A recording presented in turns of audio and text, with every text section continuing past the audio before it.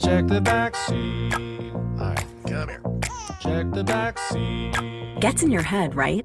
Good. Because every year, dozens of children are forgotten in the backseat of a car by a parent or caregiver. All never thought it could happen to them. But with changes in routines, distractions, or a sleeping child, it can happen to anyone. Parked cars get hot, fast, and can be deadly. So get it in your head. Check the back seat. A message from NHTSA and the Ad Council.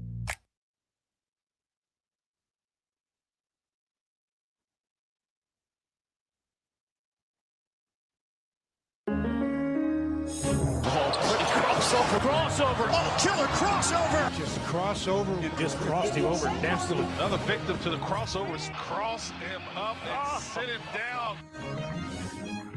Time for the crossover, powered by Everlevel Concrete Repair in Omaha at everlevelconcrete.com. John, Josh, Nick, good afternoon. What up, Happer? Hello. How you guys doing today? Great. All right. Good.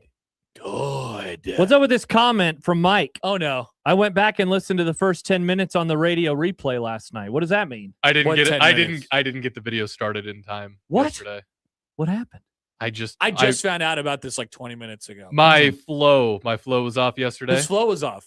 and I just screwed up. It's not John Carlo's fault. No, it is my fault. I'm literally saying it's my fault. No, he I'm was just- saying it's not Giancarlo's fault. Giancarlo's I'm fault. just so used to doing everything in a very specific way, and it's just muscle memory. And then the second that it's not muscle memory, I just So you're saying Screwed that up. Michael's presence changed your muscle memory. Presence No, of a black man? the lack of Josh changed His my flow. aura. The lack of Josh being here to help with the video changed it. Oh, Whoa. you mean his backseat producing? Is it backseat producing? No, if this I'm- is just actual helping producing. Check the backseat producing. Well, that's worked. backseat producing. It worked. Is that what you're saying? You support backseat producing? Wow. I support I'm gonna Josh. ask for a Backseat. raise. The show missed 10 minutes on the YouTube yesterday. I would like $20 more. A paycheck, please. Please add it. Thank you very Money, much. please. I Wow. support Josh helping me out with the video stream while I'm doing other things. That is Mm. exciting, and I will put that in the back of my cranium for future conversations. Think about it. Wow. Nice apology. Conversations. In- Love conversations about things. Incredible. Awesome. Mm-mm-mm. That's great. Mm-hmm. We got people speculating that because Gale Sayers is in the Yeah. the Thumbnail. thumbnail Oh, we're doing and this the again. title, Gale Okay. Sayers was incredible. that now Yep. that's a backhanded way of saying go Jayhawks tonight. Is Wow. it? That's some mental gymnastics. Well, he did Well, go to yes, Kansas famously. Nick, Yes, you want people- Kansas to win tonight? Yeah, sure, why not? I don't care. He hates Nebraska. We already knew that. What? That's on- exactly what I intended when I made this. It Hmm. was all a psyop. I'm It was guessing me just making a weird Easter egg. So why is Gale Sayers on there? Because it's the 40th anniversary? 60th anniversary of that game, and I was trying to figure out what to do for the thing today, and I saw that on John's thing. I'm like, oh, that's cool. I'm sure we'll mention it, and maybe it'll help with the SEO. Will you mention it? well, yeah, that John made a video. You made a video? well, Have I you seen didn't John's I didn't video? make a video. I He just put a little edited, zone logo on it. I edited a video that was already there. He remixed a video. You stole a video and put the He- zone logo on well, it? remixed the video. It's more than Why do you 50 do years that, old. John? It's more than 50 years old. It's part of Public the public domain? domain. Ah, okay. I'll remember that. I'm going to, in like 49 years or 47 years, I'm going to take Michael's video and put a zone logo on it. Take that. Do you heard remember that. Michael's video? I like that idea. There you go. There you go. Nick- I didn't know about that. I didn't know about that rule. Tell me honestly, Nick, Uh-oh. before today, Oh, good if question. someone would have said the name Gale Sayers, what would you have been able to say that you knew about? That's the football player from Omaha, isn't it? Very good. That's very good. But nothing about Kansas, No, nothing about the Chicago Bears. no. I knew he Central High played. School? I know he played pro, but I didn't know where he played. There you I go. just knew he was from Omaha and he Central played pro. Eagles. There you go. Oh, shut up with your central mumbo Isn't there? jumbo. There's a picture of him in Coil still, isn't there? I don't know. Oh, There's a There was. picture. Why is there a picture of Gale I Sayers? don't know. in Coyle? Neil had a lot of stuff in there. Neil did, Neil have, did a lot have a lot of stuff in Did you there. guys see Neil when he came by the other day? What? No. Neil was here. Oh, it was maybe What a the week ago. hell? What Yeah. was he doing? He always just comes in and then the crossover starts and we're always like, "Come on in, Neil," and And Neil he's just stands there and he talks. Interesting. It's great. I love seeing Neil. Oh, It's crazy. He gasses all of us up. You know, he's very complimentary. He loves 1620 the zone. Well, this is his baby. It's his baby, and we love. He has to love us. You know, even if we're bad children, he has to love us That is because true. we are his children. That's really nice to have that. It is. It's unconditional love. It's like we're dogs or something. Nick, are you going to get mad if I read a comment about the I already thumbnail? read the comment. It's fine. Dwayne writes, Nick Grimm with his finger on the pulse of the state's athletics. Sweet 16 volleyball match, ranked basketball game tomorrow, but the SEO is after Gale Sayers. Everyone's out there Googling Gale Sayers. Oh. Many are out there Googling. Hey, don't look at me, man. Don't look at me. You probably saw some tweets about Gale Sayers today and Googled him. I screwed up. Nick, it's fine. Why are you getting so butthurt about it? This is funny. I'm not butthurt. I just clearly could have done better. Wow. Good Lord. What did I walk myself? All I back? want to do is better. You know what? Screw the rest of the world, Nick. You know, everyone else is talking about Sweet 16 volleyball and Nebraska, Illinois basketball and all that other stuff. Different. Let the rest of the world zig while we zag. My Yeah, what's that famous photo of like the fish? It's going, it's like maybe they're actually going the wrong way. That's what Nick Grimm is. My main thought behind it was I'm sure they're going to talk about it on ESPN at some point, and then people are going to Google and maybe we'd show up. Interesting. That was my idea. Honestly, I don't even know. The only reason I stumbled upon it was because of Scott Doctorman, because he tweeted. Oh, he wasn't trolling Husker fans for once? That guy's been going after him lately. He has been. I think he's a little sick of it. Yeah. Yeah. I understand. I get the sense that. Wait a minute. What? Yeah. You mean Husker fans are going after someone online? Yeah. Tell me more. And it's not Josh or me. So It's because I didn't tweet yesterday, so that probably helped Yeah. a little bit. Yeah. really calm the waters. Thank you for not tweeting, Josh. Yeah. Damn. Or being on the air. And so nobody really had to say anything, you know. to That's Josh. true. Yeah. It's great. So all their mean comments were directed at me instead. Yeah. I don't remember who you were talking to, and you said something. They're like, how have you been? Oh, it's Brunts. How have you been this week? And you're like, well, people have been yelling at me all week. Yeah. Everyone's angry at me. Yeah. That's all right. Why should they be angry? I don't know. I'm not sure. I thought they would be happy. I thought they would be too. Does this all have to do with the 17th defensive line coach Nebraska's hired? Is that why people are like? It's a combo of like in a lot of wad? different things. I'm trying to get to the bottom of where it originates from. I would assume way less people like me now because I am so involved with Creighton. And Classic. so I think it starts there, and then they take that and then they listen to my football takes and they say, this guy doesn't know what he's talking about. He likes Creighton. And then my football takes become spoiled by my Creighton involvement. It's really something. I think that's what's going down. I think you pretty much hit it. I think that's the base of it, but I don't know. It's okay. Is there a way or some kind of stat? I guess it'd be similar to war, but probably not. To determine if these, I don't know, calling him a minor coach, is that insulting? A minor assistant, an assistant coach. What am I missing? Were people mad at you guys yesterday for saying something about these coaches? We talked about Raiola, Okay. not with Sipple, for the record. Cool. Don't do that. Well, that's right. You didn't have Sipple today because of what Sipple- Josh did. Yep, Sipple blew. No, he was busy. Okay, I was gonna say because I saw you went on a different show yesterday. He was busy. Not at the zone. Oh, He's okay. busy. But is there a way to find out some kind of concrete way how much of an impact these coaches have, either positive or negative, onto an overall Not really. season? I mean, there are certain. I mean, those analytics people, they keep track of like, but it's only based on resume. It's only based on success that they had at the places. Well, Nebraska had 2 offensive line coaches in their heyday, so maybe that could be a part of it, right? Well, I mean, there's always a way to I mean, if you excel at certain things and that coach is, that coach usually gets a lot of credit for it. If you excel at the only way that you a could certain tell is position. Yeah. I mean, you think back to when Nebraska's secondary was really good under Marvin Sanders. I love Marvin Sanders. Whatever happened to that guy? It ended. Yeah. It just ended. Okay, there you go. It ended. Solid. I mean, sure, like a good pitching coach Mhm. In baseball, you have a good pitching staff. Rob Childress, Oh, you know, man. Rob. back in the day. Where's Rob? Like this team wouldn't He's be. still there. Nebraska. He's still there. Still there. Well, no, Well, I he shouldn't say left, he still came there. back. He came back. He's there again. You know, it's a bad pitching coach, Cal Eldred.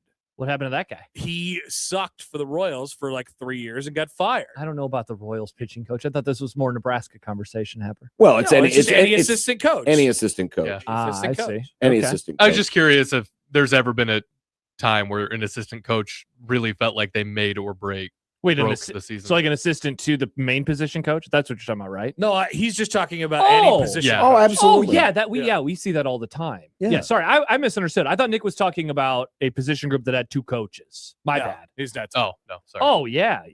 Gosh. Who is the greatest assistant coach of all time? Milt Tenneper? Of anywhere? Wow. Well, okay, you got to define that. Non-coordinators. No coordinators. No coordinators. Ugh. Man. Greatest position coach ever. Or assistant coach. God, that is a great question. That is going to be so hard to define. You know, I hate to bring this team up, but the Eagles have a really good offensive line coach. Yeah. So, I mean, he's We been don't pretty even good. know who he is. Did he invent the tush I push? feel like his name ends with land, something land. Scotland. Scotland? Eagles OL coach. Let's see if I can figure this out. He's really highly Mr. thought of. Scotland. Jeff Stoutland. Stoutland. Basically the same. Yeah, I was close. Yeah, he's pretty respected. What about Josh McDaniels, just as a quarterback coach? Josh McDaniels, great assistant. Like, bad awesome. head coach. Awesome head assistant. coach. Yeah. He's doing it again. Yeah. It keeps happening. God, I I was can't so keep right. getting I'm sure there are other obvious ones I'm forgetting off, just off the top of my head. Who was that longtime Braves pitching coach? Oh, that's a good call, John. under Cox? Bobby Cox. That is a great call. Oh my God, I can see his face. Yep. I can see his face. Mr. Pitcher. Mel Stottlemyre. Well, he was A good one. He was a Yankees pitching coach, wasn't he? Oh, the Yankees. The Yankees have had some great assistants. The New York Yankees. The Yankees. Yankees pretty historically good at baseball. Yeah, your I would favorite say team. that is true. Leo You are- Mazzoni. Beyonce's Leo team. Mazzoni. Leo nice. Mazzoni. That's who I was thinking of. Yeah, he What was about- pretty Now good. it helped that one of the pitchers that he got from the Cubs when he had already kind of turned into something akin to God on baseball Greg cleats. Maddux Talking was about Greg pretty Maddux. good. But they did develop Tom Glavine. Tom Johnny Glavine and Smoltz. John Smoltz and that whole group. Yeah, People are bringing up Bill Callahan as an offensive line coach. really good. Excellent offensive Funny line though, coach. never won a Super Bowl. Wow, that's pretty crazy. This is not the year. Has he even been? I mean, outside of the one he went to as a head coach, I don't think he's ever been to another one. That's good. I've never been to a Super Bowl except that one. That doesn't mean he's still not good at what he does, but it's just interesting that he hasn't. No. The assistants used to just stay for so long, though. Now we just don't know. It's Yeah, they're constantly on the move. It's harder to gauge assistant impact now these days because they're gone so much. There's Old man a, Doug said Frank Solich. Maybe it's easier. I don't know. He had some good running backs. Solich had good running backs, but you could also argue that the guy before him was even better. Who was the guy before him? That was Mike Corrigan. Really? 'Cause Better than Frank? Because he came with Devaney This shirt is from and that group, and then he kind of passed the baton on to Frank. But yeah, I mean Frank was very good at what he did too. Who was the guy who got thrown down by Pedro Martinez? Don Zimmer. Don Zimmer. That was I love Any Zim. relation to Hans? Don Nice Zimmer. nick. I love Zim. He Don was the Zimmer. best. I always confused Leo Mazzoni, Don Zimmer, and Tommy Lasorda. I just thought they were all fat old guys. Well, they are. Yeah, that's. How can you confuse Tommy Lasorda? I mean, that's and, why I always. and, That's why I was watching. and baseball, Don I see Zimmer fat looked old like guys. Popeye. I mean, know. that's why they called him Popeye. Yeah, I just thought they were all the same person to me. It was like Jurassic Park and Twister being the same movie. Now, did you get John Madden confused with them too? No, I knew who John because that was a very different job. It was just a different fat old He was guy. the HC. He was the head coach. He did football on the TV. When I was Obviously, a kid. Belichick, but he was a coordinator. Yeah, I was going to say, if you could make Bill Belichick a position coach, he would be the best.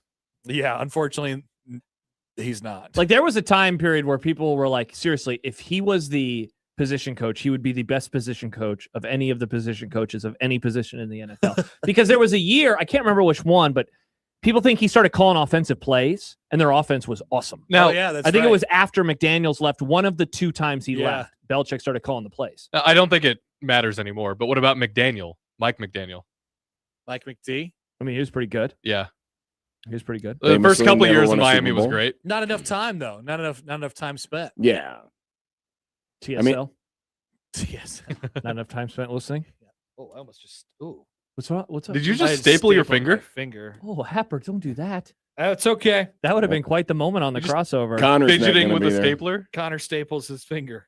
Get a fidget spinner or something. I don't. I. This is so odd. You guys don't even know. You guys don't even understand what I go through on a daily basis. I don't know what to do with my hands. Look at me. Look at me. So I was in my Yeah. car yesterday, and I heard KOZN, and I looked at my clock, and it was 2:40, and I said, "Oh my gosh!" We had a long crossover. That, and then the first person I thought of was actually you. Yeah. Like, wow, that was a lot of standing. Yeah. Because that's what you do over there. And so I have to kind of move just to stay.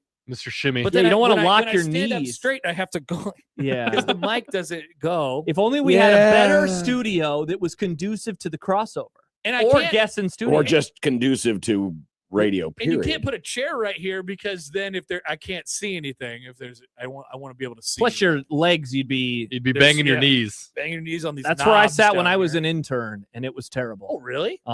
That's where I sat the whole time. Did you talk?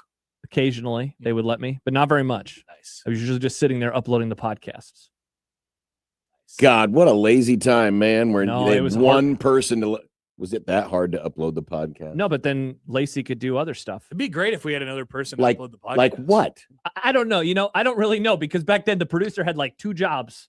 I don't Yeah, think she I was did- going to say the I don't producer think she did the now. logs. I mean, Nick's doing like mega multitasking over here, Mm-hmm. and Stibbs before him. All the producers now, John. Well, They yeah, have videos to upload. Oh, well, there was the Lacey cam. there was the Lacey. Oh cam. no. Oh no. There was no sound though. Interesting. It was just Lacey. It I bet some people for the watched. people who wanted the Lacey cam, they didn't care for the sound. That's true. Wow, what a different time. Yeah. Whoa, Stib says, "Hey, Posh, I hung out with intern Ross last night. Do you remember him? The guy with the long hair No, who gave us the gift cards to V Mertz? He gave us $100 gift cards Whoa. at Wow. the end of his internship. Whoa. You don't remember Ross? Long hair, rock star. That's a great gift. Rockstar I Ross. honestly don't. But he must not have been here that long. He wasn't. It was just a couple months. He was a God, nice kid. Was it like I'm- Jimmy older than Allen me, where though. he just kind of rotates through interns? We were, yeah, we had like him. We had Sasha. We had the guy, it can only be Jared. We had that guy. We got some of the Chick and Nick leftovers when Okay. that show got taken out. The Ouch. sloppy chicken Nick seconds. Uh-huh. And then we had, I think, maybe 1 or 2 others. But yeah, Ross was one of the interns. And he Man, gave us I don't- V Mertz gift cards. What do we think? Should we bring back some interns? I don't know if we're allowed to. I think that's why we yeah, it's stopped. kind of different. Mm-hmm. We got to pay him. Yeah. Got to pay him. Damn it. Yep. That is quite Nick, the rub. We have an intern in here. What would you want that person to do? What would be Yeah. the thing to take off the Nick Grimm plate? Dream. I would let dream them Nick- handle all the video stuff. Wow. all the Whoa, slates you're the and director whatnot. of video. Yeah, you Yeah, are. I'm directing it. But I I don't have handle- to produce it. Nick, I do all of that. So you're taking a job responsibility away from me. Well, it's not even. It shouldn't have to be any. It shouldn't have to be your responsibility. okay. He's I was right gonna- about that. Yeah, because I'm the one who does that stuff. So, But that what? But it would nice. be worse with an intern. You I mean, if they had that one thing to focus on, they'd get pretty good at it quick. hopefully, if you hire good ones, We can make graphics like you guys do, like for the topics, like but with the fun first take headlines. Yeah. You know. Yeah. They can do that because I do that. Like yesterday, we talked with that Creighton volleyball player, Mm-hmm. and her nickname is Swiss Miss. So during the interview, I changed her lower third to say Swiss Miss. Wow, that's very nice. Yeah, I always think it's cool. I Love like the look of the nicknames. shows that have, like the PTI rundowns on the side. Like all the topics. Like the Locked The- On Nebraska podcast, I think they might have that on the side of their little page. I wasn't actually referring. To Oh, that. okay. I wasn't actually referring to that, but I do like that when you can. You like to know what's going Here's on. the topics. Let's switch to the next topic, and here's what's coming up. Yeah, Odson says After Hours does that. Oh, Yeah, that's good. They do. I like Yeah. that's a good move. What do you think, John? Do you I want don't in like that. 2026? I don't like graphics telling me what to say. Oh, look, the You make highlighter. the graphics. You tell the graphics what to highlighter say. is now Yeah, it's saying not a that we have to computer. talk about tennis. I don't have Actually, anything. no, wait. We have the power, What the hell John. is this thing? I This want to be damn in charge of graphics- that graphic. Oh man, the graphic just said soccer. Well, soccer. What does that mean? Let me in the hell charge of does that that graphic. mean? It'll be all Stop college trying to baseball and control Formula my One. life, computer. Yeah. Oh, Damn. God. This is Skynet. Skynet's taking over. Hmm. Whatever the highlighted word is, all crap. Now it says Bengals. Well, I don't have any takes on the Bengals. I just think it's a sharp look. I got to Okay. take on the Bengals. I just think it's a sharp look. What's your take on the I guess my Bengals? take is more of a question. Is Joe Burrow really about to retire? People keep saying Or are they that. just going to trade him? I shuddered this morning when I heard a trade possibility of what if the Eagles traded Jalen Hurts in a 1 for Joe Burrow? And I've heard a lot of Jalen Hurts trade rumors. he's going to hot take. He's gone. He is gone. They're getting rid of Yeah. him. Jalen Hurts to the Dolphins. Jalen Hurts to the Vikings. Oh, Who's the quarterback list? The Colts. Yeah. See, that's actually Well, the the- answer. yeah, the Because Colts. him and Steichen are boys. you There can't you see go. Joe Burrow with the Colts. No, No. see Joe Burrow. Somebody else said, "What if the Vikings were like, we'll give you whatever you want," or the Rams once Stafford retires. He'll join the Ramily. Yeah, but I want a healthy quarterback. I don't want some broken down quarterback. Who Well, he'd gets get to hurt play in a all the dome, so he'd time. be totally fine in a dome. You don't get injured in domes. No, He no gets- one's ever been He gets injured in a injured because dome. he's an outside quarterback. He needs to be an inside quarterback. He's an inside dog. Played outside at LSU. Yeah, But but it the was South. warm. That doesn't Fine. count. If he That's was not- younger. The South is a dome. Yeah, the South is a dome in and No, of the itself. South is a dome. Yep. Yeah. Except when the hurricanes Don't come. bring up that part, but yes. Yeah, I think Joe Jalen Burrow, Hurts. He's just, every couple of years he tears his ACL. Whatever. It's fine. You live with it. Every couple of years, it's more like every couple of months. I don't think it's good for your body to tear your ACL every couple months. Might be a hot take. Good take, Nick, I would say. Wow, Stib says Burrow is a wannabe Bo Nix. Pass. Oh, come Oh, on. what a Stibbs. be Bo Nix. Is Bo Nix the new big dumper for Stibbs? Wow. Wow, that's a pretty bad opinion by No him. way. Bo Nix is not going to be Yeah. an MVP candidate. Absolutely not. He's got a great defense, though. No, but just in terms of, he's like the He's going to defend him. What he about is, the he is the Raiders? embodiment of Joe Burrow. Oh, they're going to say Jalen Hurts. Oh, No, we have to wait funnier. for we have to It wait goes for so Joe fast. Burrow to be completely broken down and That's hopeless. true. He needs to Then be he'll go to the 38. Raiders. He needs to be 38 and, coming off of 6 straight injuries. Then he'll play for the Raiders. Only 6? Yeah. Isn't he up to 6 already? How old is Joe Burrow? 29, I think. I thought he just turned 29. 29? I thought he just had a birthday. 29? I'm going to guess 28. I'll look it up. Nick, Drum roll. Joe Burrow is 29 years old. 2 days ago. December Well, 10th. Yeah, I Josh thought I just saw had a that. I thought I birthday. saw it was his Happy birthday. Birthday. Happy birthday, Joe Burrow. Happy We got birthday. you another Here's- snow game. Here's another knee brace. Congrats. Here's another snow game in Buffalo. It happens every year. That was fun. That game was awesome. Do you talk about the one last week, or are Yes. you talking about the one? Oh, the playoffs? Yeah. Oh, that one was awesome. That was wild. Yeah. They killed them. That was a great game. They dominated that game. Yeah, Sundays was a lot more fun of a game, though, in my opinion. Yeah, but it was The dysfunctional. poor Cincinnati Bengals. What's the NFL game you're most excited for this weekend? There's a lot of good ones. Isn't there a big? Don't we have like a Rams Lions Yes, situation we do. this weekend? Rams, Lions, Packers, Broncos, Bills, Pats. Yeah, Rams Lions. Rams, Lions. Wow, Definitely. more than Bills, Pats. Yes, I think the Bills might stink. They're like 9-4. I know. Wow. Okay. Are they Yeah. 9-4? I thought they only had 8 wins. No, they played 13 games.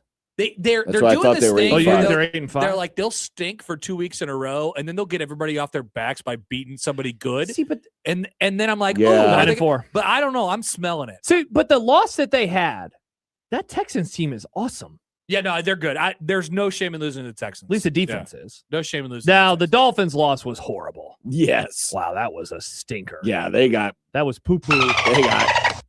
Fins up. they got ridden hard by the Dolphins. no shame in Fins losing to up. the Texans. I'll say this for Stibbs.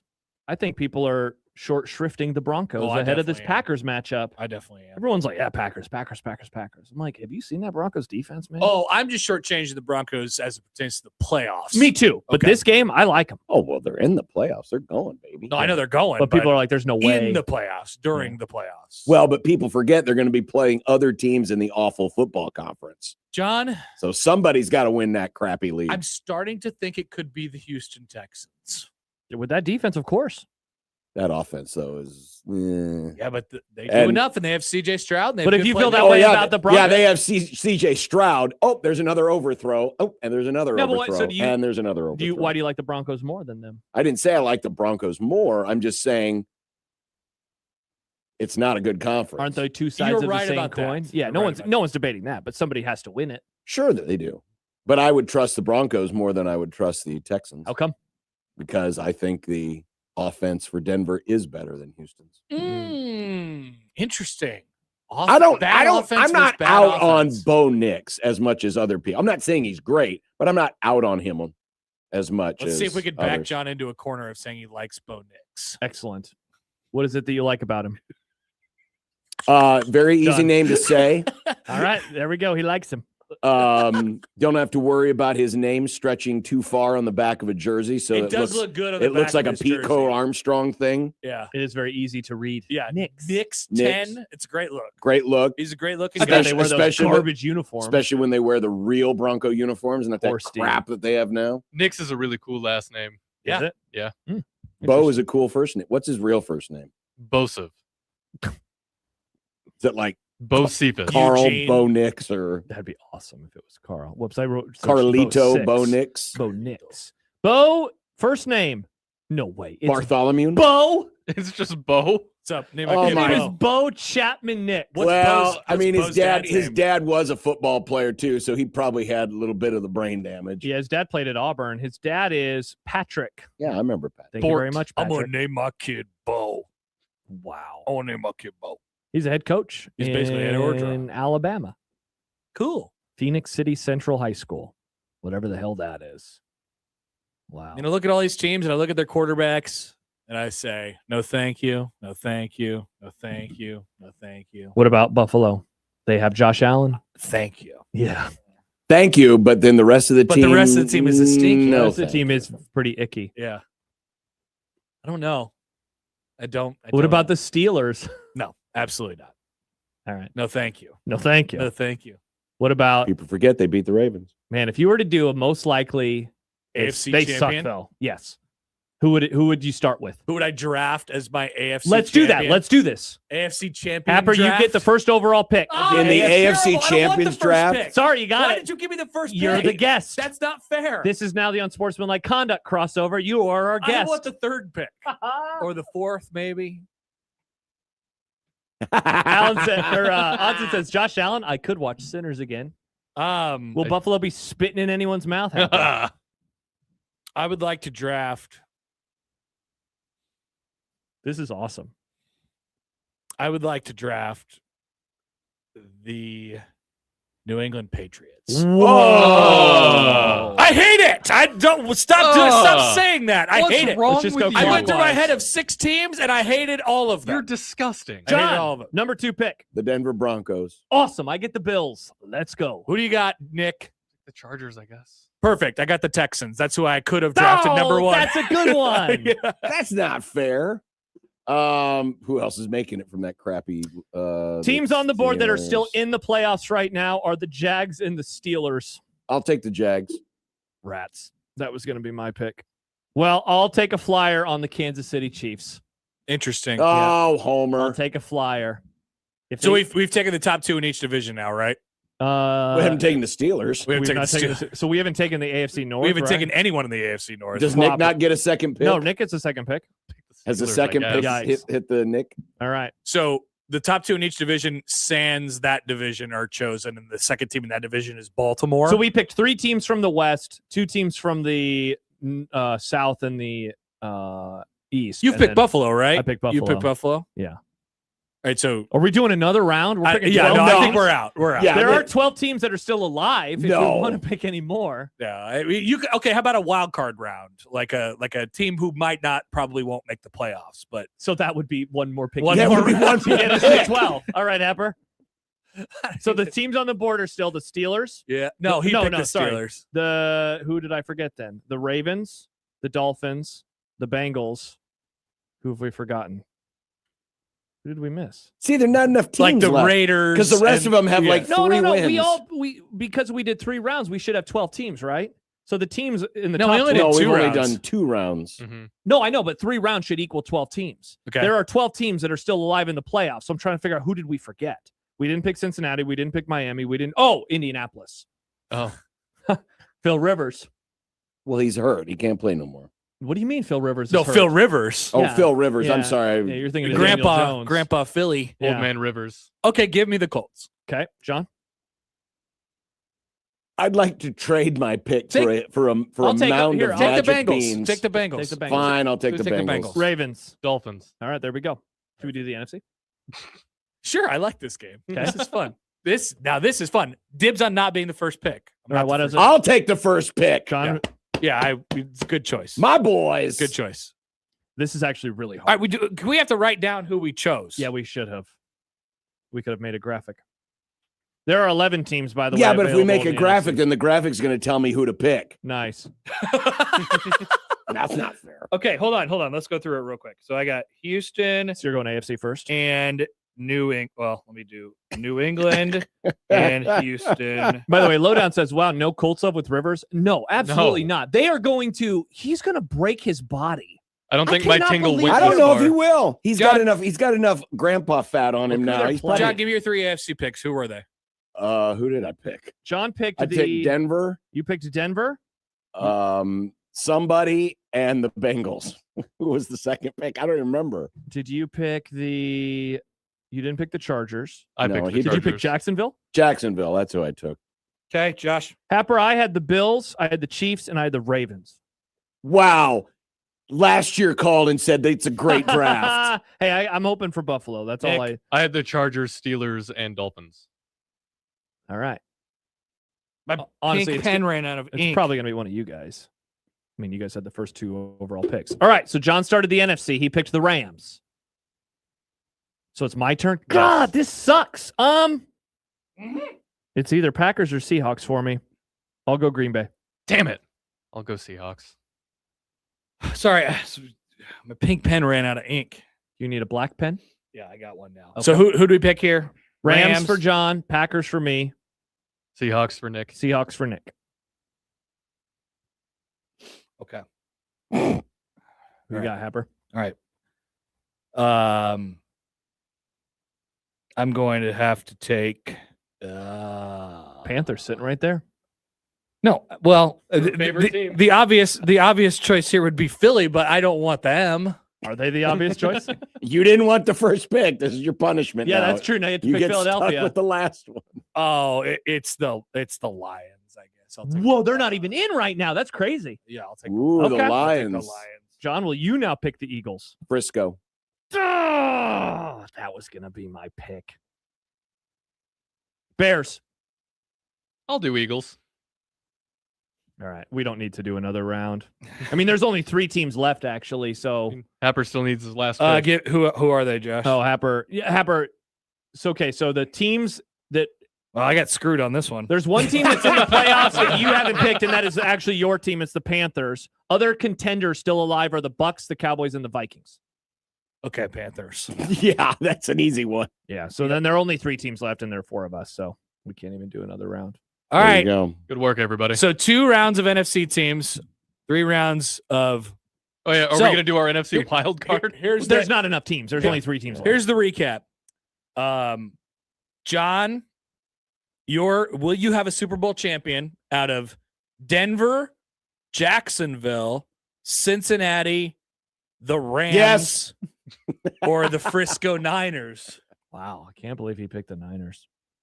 He's been crapping on them all year. Will Josh Peterson have a Super Bowl champion out of the Bills, the Chiefs, the Baltimore Orioles, Nice. the Green Bay Packers, or the Chicago Bears. They get a lot of The turnovers. fact that the Bears are even being picked is I don't just like any of these. insane. Will I have a Super Bowl champion out of the Patriots, the Texans, the Phillip Rivers Colts, or Detroit or Carolina? No, you are not winning the NFC pool. That is for sure. Or will Nick have a Super Bowl champion from the Chargers, the Steelers, the Dolphins? No. The Seahawks or the Eagles? Yeah, so Nick is his NFC field way stronger than his AFC field. Well, you could have picked the freaking Saints and you'd have a stronger field than the AFC. If Tampa field would at have this won point. last night, then I AFC 's would have bad. still taken a flyer on Tampa. I mean, they're still alive. I know, but They're still now they're alive, dead. but They stink. Did you hear about Mr. Bowles saying the they F made word? their no personality Oh, no, coach I have a missed that. What personality. Oh, he did a great rant after the game. Oh, I missed this. But, Yeah. in a very Todd Bowles in a very way. Todd Bowles. I'm Oh. very angry. F this, F the world, F my life, F everything. Whoa. It's really good. There was 10 cuss words in 30 seconds. Yeah. Wow. How did I miss this? I got to watch this. Yeah, check it out. I'll watch it during the break, It's good. which we should probably go. All right, I'll put Yep. this on the board. All right. Thank you, Hepper. Bye, Hepper. Crossover powered by Everlevel Concrete Repair in Omaha, everlevelconcrete.com on 1620 The Zone.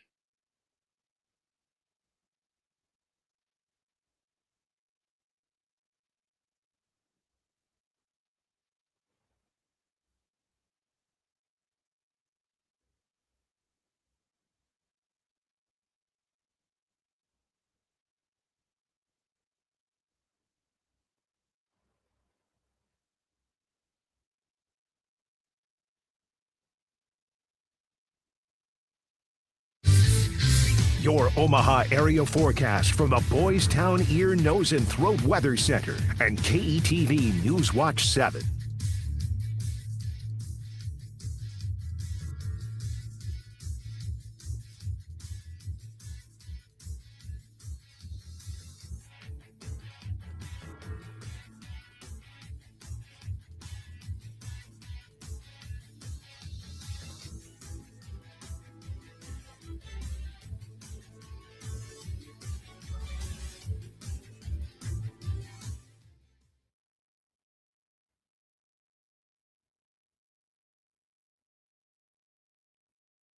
Life gets hectic, and that can pull away from your wellness goals. So when you finally focus on your health, why get lost in a sea of impersonal options? Discover No Name Nutrition, your family-owned health food haven with personalized service. We'll guide you to the best choices for your journey. Visit nonamenutrition.com today, 144th and Center, or North 72nd Street. No Name Nutrition, the natural place to shop.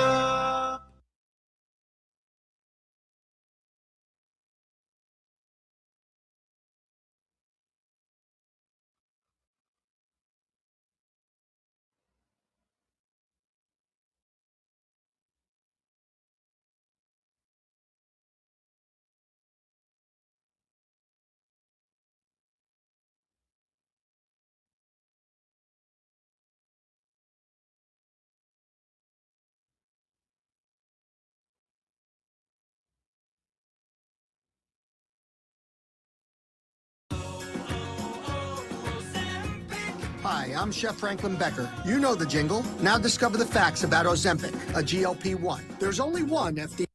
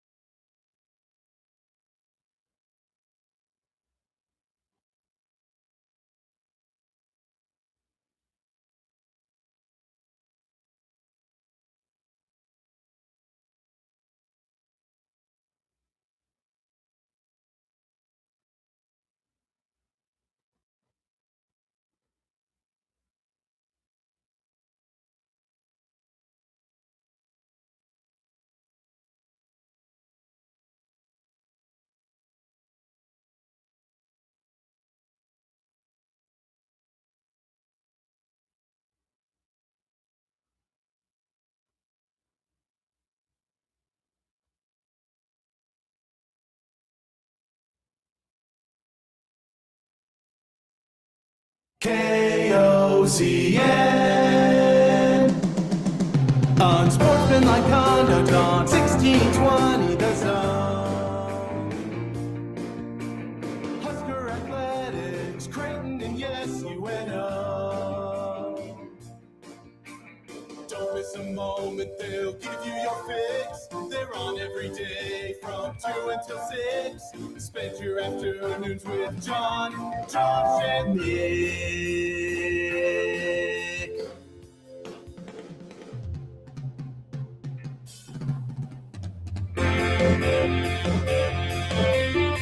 John, Josh, and Nick.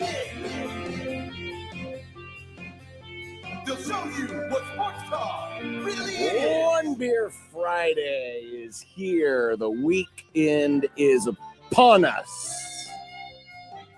Almost. A lot of good football games to talk about. Starting with the LA Bowl tomorrow night. Unsportsmanlike conduct on 1620 The Zone. Husker Athletics, Creighton, and yes, UNO. Whose house? Timeshare's house. Soon to be Champ's house. Again. You know, I heard an interesting theory about the Rams this week and about how other teams, if they can't be the 1 seed, the Rams are the team they would most want to be the 1 seed because they will be able to invade their stadium. It's just like when the Cowboys are in the playoffs. Opposing fans invade the Cowboys stadium. And yet it doesn't seem to affect us. It doesn't? Because we don't care. Famously, whoop that Niner ass! Whooped. Didn't you win by In like front 3? of all of those Niner fans. You win by like 3? Doesn't matter. Okay. Won the game. That's true. Won the title. That's true. So we don't care. Okay. It doesn't matter. Some people have to rely on the home crowd. They have to rely on all the love and the support. Others, they just block that noise out and go out and play the game and win the game. So there you go. Football. What a sport. Yep. And you'll have a full day off of it, except for 3 hours tomorrow, of course, Army Navy. I'll be watching the Creighton basketball game tomorrow, Good for you. John. Good for you. So will I. And the Nebraska basketball Army game. Navy, you can listen to, by the way, on 1180 Santa Baby. 1180 Santa Baby? Yup. Football? Yup. God, that's amazing, Nick. Christmas music and football. It's like it was made for you. It really is. Yes. That's nice. Santa Baby. That is nice. I like that. One of the horniest Christmas songs ever made. The Grumdown is brought to you by the referees at John Higgins Weather Guard. It is a big, big weekend. Oh, yeah. For the volleyball and the hoops. Basketball. Will it be a full weekend? What does that mean? Oh, will the teams keep? Well, Creighton's already made it a full weekend for themselves. They have. Now, can Nebraska do the same Can Nebraska thing? do the unthinkable and beat Kansas for the 89th time in a row? What? I don't know, man. It's And going to be that's- hard. And that's It's going to be hard to do. not a lie, folks. It's that many. Wait, what? It's 89? Yeah, it's the record. The official record is 88-0-1. Yeah. But the one is now being disputed. Awesome. I love a good dispute. Ryan McGee's going to join us today. I didn't even know that this was a possibility until the DM came in today. Nice getting in. I talked to Nick about it yesterday. Wow, this is awesome. And was like 3 different Star Wars video game announcements last night, so I'm sure we're going to talk about those. One of them is a new Star Wars racer game. I You don't ever think- play Pod Pretty Racer? sure that in all of our on Dreamcast. conversations with Ryan McGee, I don't remember ever talking about the video. We don't talk about games. video games, Nick. Sorry. It's important. It's still part of the lore. Interesting. And it's like he likes racing. It's a racing Star Wars game. Oh, I see. Well, if it's not on the side graphic, I ain't talking about it, I'll Nick. put it on the side graphic. How concerning is all the staff turnover? Did Nebraska hire another coach today? Yeah, what's going on with Elijah Robinson? We're all waiting with bated breath. 1, 2, 3, 4. What does bated breath mean? One? Look that up. I'm 1, sure 2, 3, Beth 4, 5, braided. 6, 7, 8. What Or was how is that? your bated Lord. breath? I don't know. Man, How is there's your a lot of breath coaches. baited? Yeah. Kent's Movie Club today. It's a Wonderful Life. But is it a wonderful movie? Oh, look at Nick coming in hot already. Didn't like it when the 40-year-old was playing an 18-year-old. Is that what your critique is going to be? You'll have to Hey, wait. look, I'm in high school. But think about it. How many movies in history has someone had to go back and play themselves at a younger age? Like for the other day, I was just flipping through the channels, and anytime I see Goodfellas, I just stop just to see what point in the movie it is. Classic movie. And it's the very beginning of the movie where De Niro as He's Jimmy playing a young version of and himself. and it's like De Niro was like 50 in that movie, and he's walking in there. Look, it's me. I'm young now. I'll be old later in the movie. No, I can actually disconnect myself from that because I get what they're doing in the movie. That's not. And it's black and white, so it's easier to hide a lot of. So there was the color version. There was the on color Amazon. version. Did either of you watch No, it? I thought about it, but I'm like, I want to be authentic. That's what I asked Tristan. I said, do you want to do the color version or the black and white? She's like, let's do black and white. I said, that's fine with me. I don't mind black and white movies. I like. No, it's totally fine. Quick chat with Coach Rosen. I had a chance to talk to him today. I had a chance to talk to him today. I was like, you didn't tell me about this. I didn't do any prep.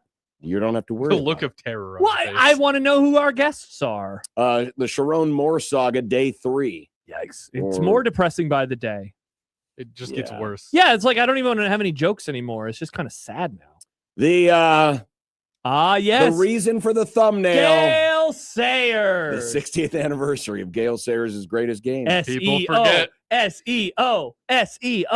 Hello, new people from other states. Tank nachos and one beer Friday and a Super Friends roundtable, right? Are we? Yes. Yeah. For some reason, there's so much I confusion. don't know why this is so hard. now. Yes, he is on every week at 5:30. I mean, it's a good question. Why is this so hard? But then we almost didn't have him last week.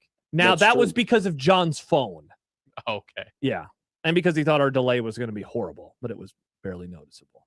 It was pretty noticeable. Stib says Nick not liking It's a Wonderful Life will be the last. You don't know straw. how I feel about it yet, Stibbs. You'll have to wait. By the way, this is our. If anyone should be concerned about not liking it, it's me. Why? Well, you A, don't like it's an old anything. movie, and B, it's got a lot of Christmas in it. Yeah. But then again, I was. Does it have a lot of Christmas in it? You'll find out. It's been like a lot of other things co-opted by Christmas. Interesting. Like Die Hard. It's not the war on Christmas. It's Christmas going to war on us. Yeah, Christmas started the war, actually. Oh wow! Christmas shot first. Christmas shot Harvard. first. Christmas is Greedo. By the way, this and is the rest of us are Han Solo. The penultimate. I love that word. Movie club movie of the year. We only have one more left. It's your and it's mine, and it's coming up next week. Oh, it's the last game of the season. Wow. Yep. Last movie of the year will be next week. The year is ending rapidly. It is, man. It is. It's almost over. It is. That means within the next 11 days, because our last show is the 23rd, we will go over the list. Mm-hmm. We will make new list proclamations for 2026. Mm-hmm. And who knows what else we'll do. Probably preview the bowl game. I asked John. We found out the announcers of the Vegas Bowl. The play-by-play announcer, I have his phone number. And I said, hey, John, do you want me to reach out to blank to have him on? And John's reaction was, all right, I guess we're not going to have him on again. I wish you were here. Here's the thing, though. That show is going to be 8 days before the bowl game. I'm guessing. You don't think he started prep by then? Hell no. No way. Probably as like 3 or 4 basketball games to do in between now and then. Probably. And it's the Las Vegas Bowl. Yeah. At noon in Las Vegas. Let's see. I mean, that'll be one of those. That'll be one of those. That's his first bowl game. Where you walk. I'm not even saying it could be. He probably has basketball and other things to do. Family things, you know. It is family. That'll be one of those preps where you walk in and say, "Yeah, has anyone got a roster? Got some roster and some stats." Oh, he's doing a big game tomorrow. UCLA Gonzaga. There you go. Okay, fine. I won't reach out to him. He was big shoes. He was a great guest a couple of weeks ago. I'm not saying wouldn't be a great guest, but I'm guessing that the prep for that game won't even be on his radar. Okay, that's why I won't reach out to him. And it's the Las Vegas Bowl. I think Detroit would have been better. You guys are all freaks. It would have been. You guys. Nebraska wouldn't be a 16-point underdog. It's 16 now? Or was it 15? It's 15 now? I thought it was 12 and a half or 13 Dude, and a half. It was 2 touchdowns, baby. It's moved? 2 touchdowns. God, That's where it opened. I'm not going to say what I was going to say. The current line on Bet MGM. Mustache Adam. Nick Boss doing the Las Vegas Bowl. He is an announcer that does do basketball. People forget. 15 and 1/2 points. God, can you imagine the poor Saps that are going to have to do bigger overreaction that night? Yikes, Happy New Year. Nebraska just lost by 50. Yeah, but I think it's a bowl game overreaction. I think we're overlooking that. I think we're going to try something different. We're going to have a hard start time. Hard start time. Like at 5:30, right? Mm-hmm. So we'll overlap a little bit. So we're done by 7:30. Out of here. Done for the season. Good night, everybody. Old Man Doug gave a movie pick for our final movie of the year. Is it Beastmaster? A very Beastmaster Christmas. Yeah, we will not be doing Beastmaster. Not even once. Unless John picks it like he could get bullied into, I guess. Why would I get bullied into Beastmaster? I don't know. You want to be nice to Doug? I always want to be nice to Doug, but we've pushed back on this since the first day of the movie club. And it'll never stop. And now it's one of those movies now. I bet it's not even streaming anywhere. Or if it is, it's on one of those rando. Oh, yeah. The real weird deep cut. Pluto. Pluto. Pluto. It's on Pluto. Yep. That's where it's at. And Sling TV. You have to have a membership to Sling. Or something called Shout TV. What is Shout? Oh, that's the. Throw your hands back in. That's the. Shout. Who did that? Shout. Come on now. Was that Tears for Fears that did yes. it? Yeah. It's the Tears for Fears channel. Awesome. These are the things that we care about. Before we talk to Ryan McGee, Mustache Adam, imagine what the line will move to when Grammy is named QB1. No. It's Marcus Davila. Marcus Davila. That's your dude. Played at Purdue. Well, he didn't play there, but he was there. 402-951-1620 Prairie Flower Casino Zone hotline. That's where our next guest, Ryan McGee, will be showing up. Also, you can hit us up, JTech Construction Zone, Twitter page at USC1620. Email the Grum, John at 1620thezone.com, Josh at 1620thezone.com. At Equitable, we take banking personally. We won't make you watch Beastmaster, but we will answer the phone on the first round. Don't forget to send in those tweets. Ka-chunk. Hashtag One Beer Friday. You could win $25 to cross. You sure can, and you don't have to wait until we actually proclaim it. You could send it in anytime. Ka-chunk. That doesn't sound like a beer can opening. That's a little better. What kind of beer cans are you doing? Using? You do a noise. No, that's horrible. Let's talk to Ryan. We'll do that next on 1620 The Zone.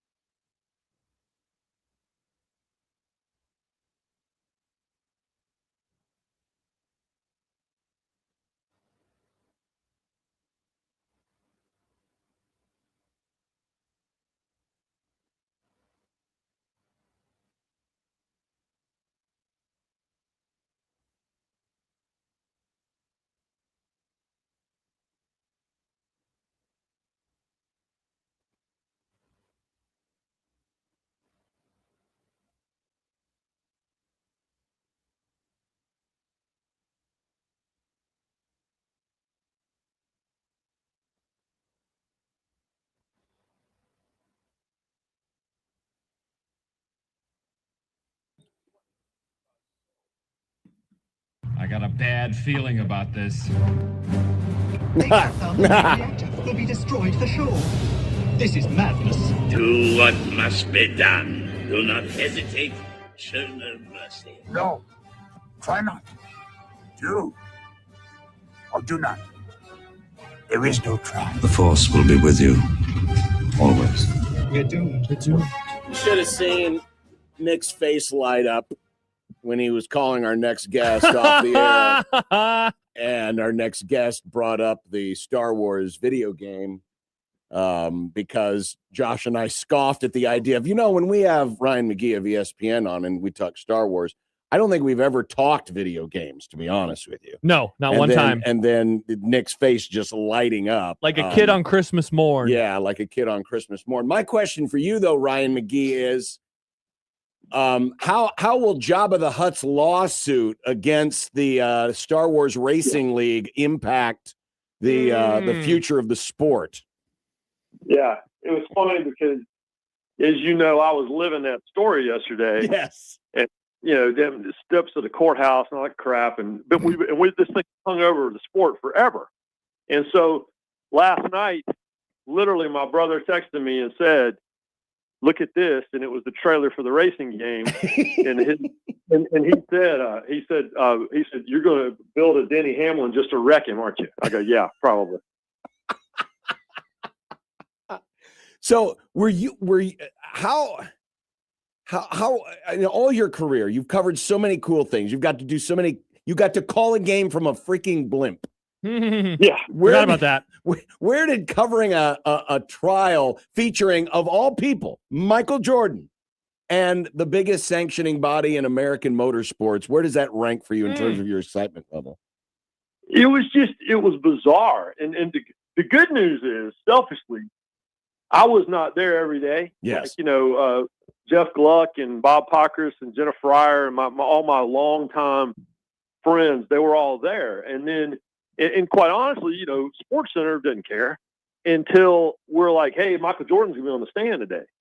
And suddenly, we got cameras out there. And that's kind of what happened. And what's interesting is that I think Michael's people have been surprised ever since the suit was initially filed in September of 2024, that like no one was making a big deal out of this because Michael was involved in it. And we're like, well, once Michael starts talking or Michael gets on the stand or Michael has something to say, suddenly that'll happen. And that's exactly what happened. And yeah, but it was just, to answer your question, it's just weird. And the good news is my brother is a lawyer. And so I was wearing him out, like calling him all the time. Now, what does this mean? There was one, I covered one other trial when Elio Castroneves was on trial for tax evasion, which ultimately he won.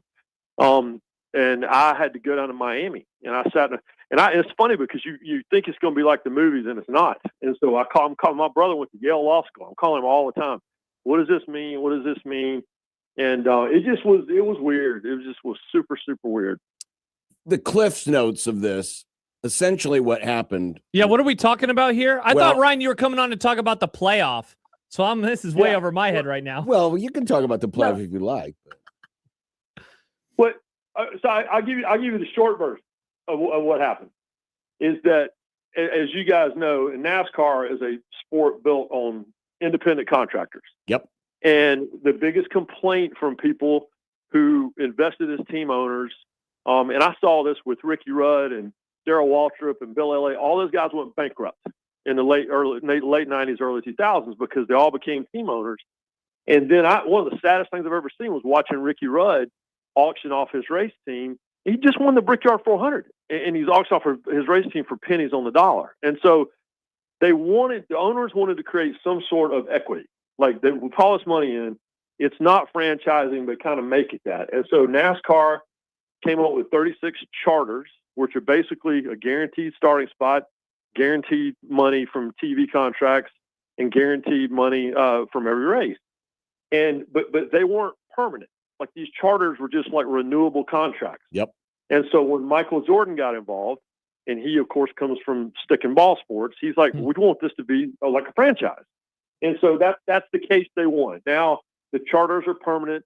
They're like franchises. The distribution of the money is going to change, but it was basically the biggest name in the history of sports versus the biggest brand in the history of American motorsports, and it got really, really, really ugly. And thankfully, it's over. One more thing on this, then Josh can finally talk about his stick and ball sports. Thank you.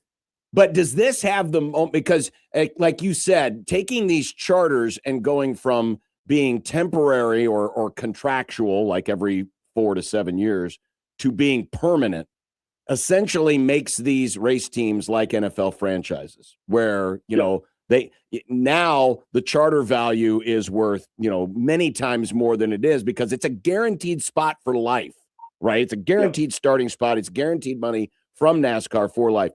Do you think this moment, it could be the most transformative moment in the history of sport? Because doesn't it take away some of the power from the France family who has run this sport since the very beginning? Yeah, and I wrote that. I wrote a column for ESPN.com last night, and I kind of said that at the end, which is, for folks that don't know, Bill France Sr., Big Bill, founded NASCAR, and he was the chairman. And then his son, Bill Jr., was the chairman. And then his son, Brian, was a terrible chairman and didn't last very long. And as a result of that, Jim France, who is the super quiet, introverted, younger brother of Bill France Jr., he didn't want this job, but he got it. And he felt like it was up to him to defend the way his family always did business. The France family still has plenty of money. They still own the sport. They still own most of the racetrack. But they did lose power, and that's the first time that's happened ever. Yeah. And it is very important. And they lost some power. And quite frankly, since 2016, he willfully had handed over power with the creation of the charters. But now it's a franchise, and now it's like every other sport, and for the most part, and it had to go there because it needs it. Ryan, I wanted to ask you about Lane Kiffin. I talked to you for my pod back in September, October, right off the heels of you doing that story, which was titled, for those who haven't read it, I recommend it, The Many Lives of Lane Kiffin Inside the Ole Miss Coach's Evolution. There was a written component of it. There was a video component of it.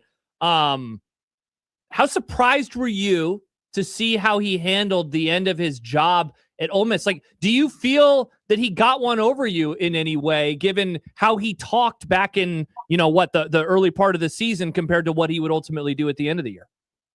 Yeah, I mean, and I've gotten that question a lot. We did a whole 1-hour documentary, which might be breaking some news here. We're gonna relaunch that thing this weekend. We've been working on the beginning and the end of it. Okay. To account for what's happened, and and we basically, the track what I wrote and will narrate in the piece in the updated version of the E60 story is I say, who is Lane Kiffin? Is this a man who has learned from his mistakes, or a man who is doomed to repeat his mistakes? And then I say, and maybe it's a mistake for us to try to figure that out because we thought we had and he hadn't. Yeah, I'm not surprised he went to LSU. I am surprised that he turned it into the circus that he turned it into. And I'm really surprised that his family was complicit. Like, his son wearing the LSU headphones to his playoff game, and his daughter and his ex-wife Layla, them like posting like a snarky picture on Instagram from the airport as they left Ole Miss. That part of it is really disappointing. I still believe that Lane has changed physically. He's changed mentally. He's changed his relationship with his family, all those things. But I just was really, really shocked at just the way he thumbed his nose at everybody. That part of it surprises me. And at some point, hopefully, I'll go down to Baton Rouge and we'll do a sit-down interview that will add to the E60. But the best part, poor Marty, was stuck in Oxford. Yes. For 4 days, right? So the only Marty and McGee we have ever done separately in the fall was the show we did that weekend because Marty was at Ole Miss. And where was I? Knoxville, Tennessee. And so when I had to turn around to my people now, I went to Tennessee. Yep. When I had to turn around to my people and say, well, Marty's not here. You want to know why? Because of Lane Kiffin.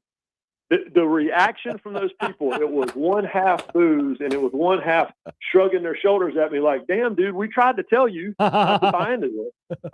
And so it has been between Denny Hamlin questioning my journalistic integrity and Lane Kiffin leaving for Baton Rouge, which happened within 48 hours of each other. I am ready for 2026. Yeah, I don't blame you, Ryan. And that's it. Isn't that the frustrating part is, you're trying to do a job, you're trying to tell stories. And a good story. And all very interesting stories for different reasons. The NASCAR trial, Denny Hamlin's role, Michael Jordan's role, and then Lane Kiffin and everything about it. And yet it is in all this time, especially in an era where our media has never been more polarizing, because now people like to just follow the people that reinforce their beliefs, that in trying to tell a story from as neutral a perspective as possible, you still get painted into a bad corner. And sometimes it's by the subjects themselves. Yeah. And what's interesting is how the truth doesn't matter. Right. Because I have somehow have been painted as this person who is a NASCAR defender and who was thinks that the charter system never should have been introduced. And it's the strangest thing because I've never said any of that. What I did write a column that the lawsuit was filed 2 days after Hurricane Helene devastated our corner of the world. And I thought that was distasteful. Like I thought the timing of that, they could have waited a week. And I wrote a column about that. And somehow that got turned into me becoming a NASCAR stooge, which this about me, John. I worked at NASCAR for 2 years and hated it so much I quit without another job. And so I'm no NASCAR defender, but to your point, yeah, all you can do is do the best you can do and tell the best stories you can tell. And sometimes you're in Omaha telling everybody what a great guy the Texas A&M coach is. And next thing you know, he's like slamming chairs at a press conference. So it's just, we get duped sometimes, and sometimes most of the time I got a pretty good sense of who people are. And I think it's why I get caught off guard when they're not. But it's never boring. Hell, we did a documentary about Lane Kiffin because of the 4 messiest exits in the history of college football, and now you can add a 5th one to that. Does it in a weird way, Ryan? I mean, and we've seen this kind of trends, we've seen the bad guy of sport or the bad guy of college football kind of get passed off like a baton, right? I mean, Jim Harbaugh's had it for a minute. Urban Meyer's had it. Deion Sanders had it. Certainly, and now you have Lane Kiffin, who certainly has plenty of bodies left in his wake from everything that has happened. And yet at the end of the day, like you said earlier, it might be a great move for him, right? Because he's got a better chance of winning a title at LSU, and that's what these coaches are in the business for. Yet because of how it was all done, it's going to completely cloud how people view it. Yet for the sport, I mean, when that SEC schedule came out yesterday and we saw what date Ole Miss was hosting LSU, people were already starting to mark their calendars. Yeah, and that the night that I was in Knoxville the night that Ole Miss came to Knoxville, and it's just those things are not going to go away. And the problem is, if you keep exiting rooms like that, you're going to run out of rooms of people that like you, and maybe you don't care, And that was one of the things he said in the documentary was, I said, well, does it bother you what people think about you? And he said it used to, but it doesn't anymore. And that's the truest thing he's ever said, because clearly he doesn't care. And you're right. His dream is to win a national championship. And he believes that LSU is the place that he will do that. But what we all know about LSU is, you can win a national championship, and then your butt's probably going to get fired within about 2 years. So as long as he's cool with that, that's good. Ryan, for the longest time, Bill Snyder in Kansas State, that was the gold standard of a program turnaround that like every bad program aspired to be.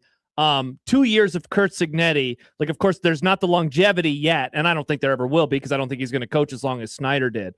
But I wonder if this has now already overtaken that, and if so, or if not, does a run through the playoff just kind of upend how we view turnarounds in the history of college sports? Yeah, and I think that it's the perfect comparison. I'm old enough to remember when Oregon was bad at football. Yes. Oregon was bad at football forever. And so between Oregon and Kansas State, but what Oregon and Kansas State have done that we don't know about Indiana yet is, and Kansas State and Oregon have both made postseason run. And so are you building something that will sustain itself in Bloomington? And, of course, we won't know that for years and years. But this is kind of the NIL transfer portal model of if Bill Snyder had these tools, then he would have probably turned it around a lot quicker at Kansas State. And if they, Mike Bellotti had those tools at Oregon, he'd have turned around a lot quicker at Oregon. And so I think that there is, this is kind of the prime example of modern college football turnaround. And I'll tell you this, he's ruining the curve. Oh, yeah. Because the reason coaches are going to be fired is, and Clark Lee and I talked about this at Vanderbilt.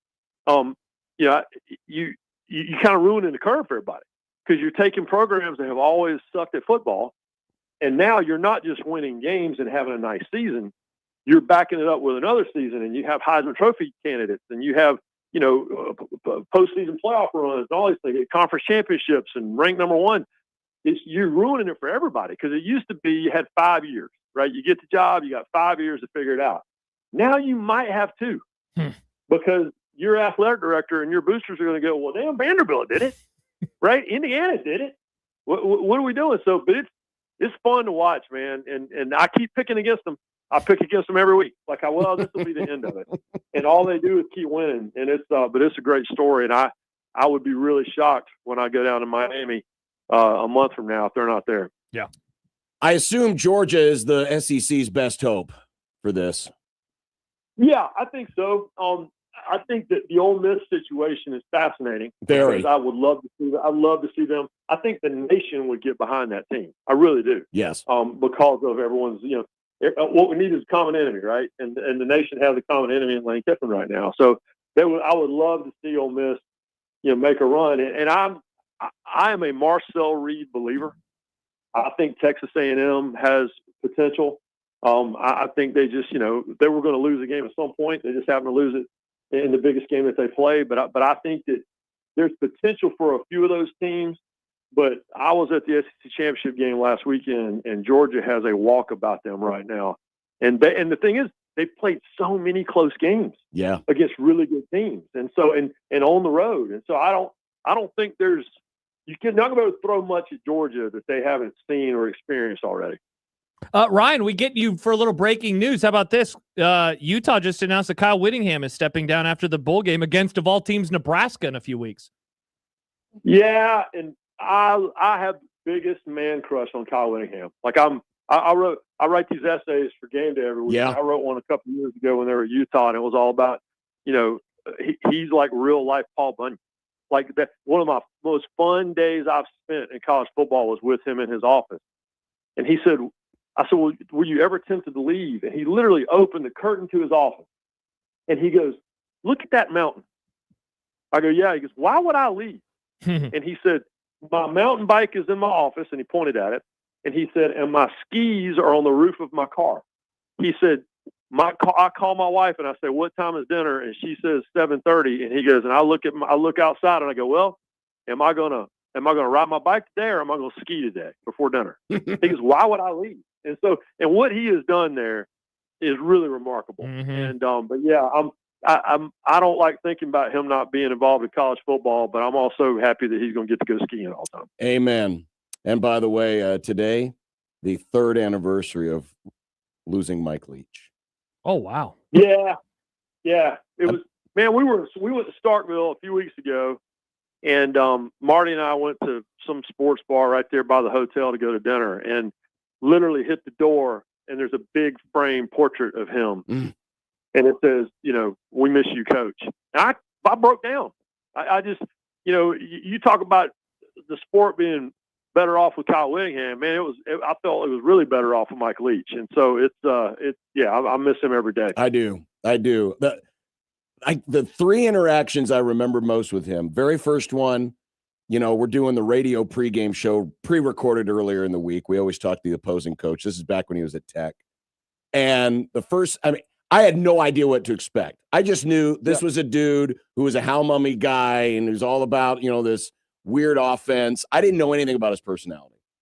Sure enough, John Wayne comes up in the conversation and it goes in a weird direction. Next time I interview him, it's coming off the practice field and I say, Coach, how you doing? He's like, I'm just sitting back eating some orange sherbet. I'm like, didn't you just come off the practice field? He said, yeah, after practice on Thursdays, And then we got into this conversation about orange sherbet. And then remember the last time we had Coach on here?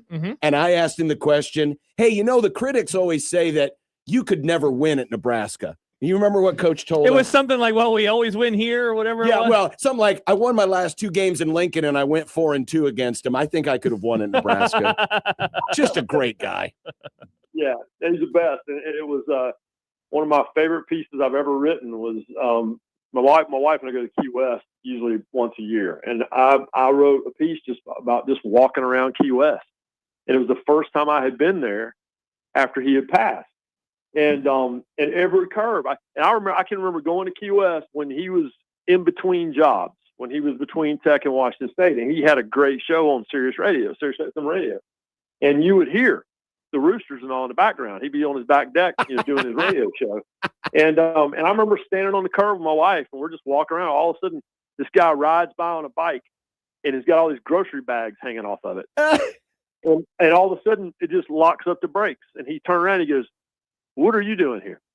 I said, I'm on vacation. What are you doing here? He goes, I'm on vacation every day. And he just rode away. I hadn't seen him in 2 years, but he's the best, man. And I miss him. But what's amazing is the story. Like people, the stories just keep coming out of the woodwork. Yes. And I feel like that's going to go on forever. Ryan McGee, ESPN. Look for the update to the Lane Kiffin E60 coming soon. And, of course, all of Ryan's great work, including the essays for College Game Day. We got plenty of playoffs left to go. Ryan, it's always good to catch up with you, man. Really appreciate you coming on.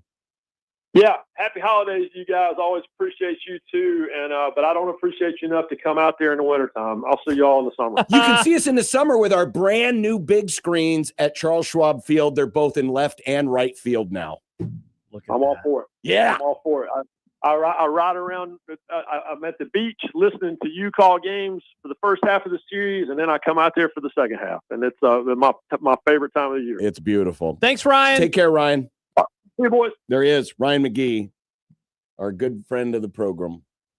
Always fun to chat with him. Yes, it is. I was wondering. I loved his answer at the beginning. I'm happy he answered it about Lane Kiffin. Yeah, because I have to imagine you do a story like that where you put all this time in, and the premise is, has this guy changed? And I think he leaned yes, And so do you feel like the subject pulled a fast one? They pulled the wool over your eyes. I have to imagine that it's not that he left. Yeah. It's how he handled it, how his family handled it. I have to imagine that was very frustrating. So I appreciate Ryan's honesty there. All right. When we continue, Phil Snow, you know nothing, Phil Snow. Bill Snowda. Defense coach. Came on the press conference today. Had a couple of things to say. I just wanted to look at some of the things he had to say. Okay. And then Kent's Movie Club is coming up. Also, yes, we will honor the thumbnail with the greatest performance in NFL history 60 years ago today. Wow. And Wrigley Field never saw such great offense. Got him. Oh, wait, that's your team. It is my team. Got him still. Got him. Pretty Let's bad. get some runs. 16-20 zone.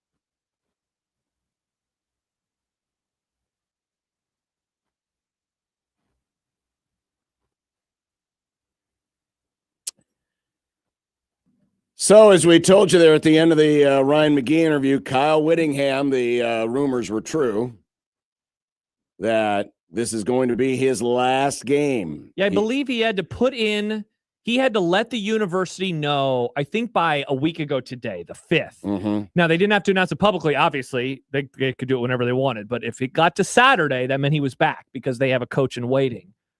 I think a lot of us I figured that this was coming. I thought he was going to retire. And I know that there's now this, and I'm a part of this club, by the way, that is kind of being snarky, like, well, now Nebraska's really going to get boat raced. But I do kind of feel that way for a lot of reasons. Nebraska doesn't have their best player anymore. They don't have their starting quarterback anymore. Well, let's face it. In moments like this are difficult anyway if you know they're coming. But I think it's probably even more pronounced for a game like this, where it would be very easy to mentally check out. Don't we talk about bowl games all the time? Bingo! It's about the team that actually cares. Exactly, the team that cares. That wants to be there. And when you have an external thing like this that can immediately snap you into attention, galvanize you and give you a purpose, because there's not much of a purpose. I mean, I hate to say this, but there's not much of a purpose to a lot of these bowl games. There really isn't. You know, they just don't mean the same as they used to. The practice. But now that you have a motivating thing, that's just going to make Nebraska's job that much tougher. For sure. Now, I think if there's good news in this, a lot of people in the community kind of figured this was happening anyway, right? The rumors have been very strong that Whittingham was close to stepping down. Yeah. And that this was going to be his last game. Yeah. So today's news, I'm guessing Matt Rule is not going, what? Yeah. Oh my God, what are we going to? No, I think they've been kind of. I can't believe they've been kind of. I think they've been expecting it. A lot of people have been expecting it, and so in turn, you can use that as motivation for you to say, "Hey, these guys are going to be fired up to go out and make an example out of you." And so, can you turn it around? Can you turn it back around on them? Don't let them make an example of you. Yeah. So it can work in your favor. Sure. Now, of course, everything. Now you got to do it. Now, forget about the external stuff. Talk about the internal stuff. Nebraska is obviously going to be a very different team. They're not going to have their best player. They're not going to have one of their best offensive linemen. They won't have their quarterback still. And they won't have their quarterback, and they won't have their defensive coordinator. But you know who they will have? You know nothing, Phil Snow. Or Phil Snowda. Coach defense, I will. Here's what Phil Snow said today about the difference between the defense, the first 10 games. Because remember, Phil Snow has been part of the defense. Sure. Remember, it was couched at the beginning of the season as, well, he's kind of the co-defensive, not co-defensive coordinator, but he's like the consigliere to the defensive coordinator. Yeah. Right? Yeah. He's the Silvio Dante nice. To John Butler's Tony Soprano. Excellent reference. Snow said today about the difference between the last two games and the previous 10. We didn't have the same energy or play with the same zest that we did in the previous 10. We didn't match intensity. We didn't match physicality. We made too many mistakes. Players' eyes were in the wrong places, didn't fill correct gaps, sometimes struggled to know the play call. Gosh, Michael was saying very similar things to that sentiment on severe reaction after those last two games. He was.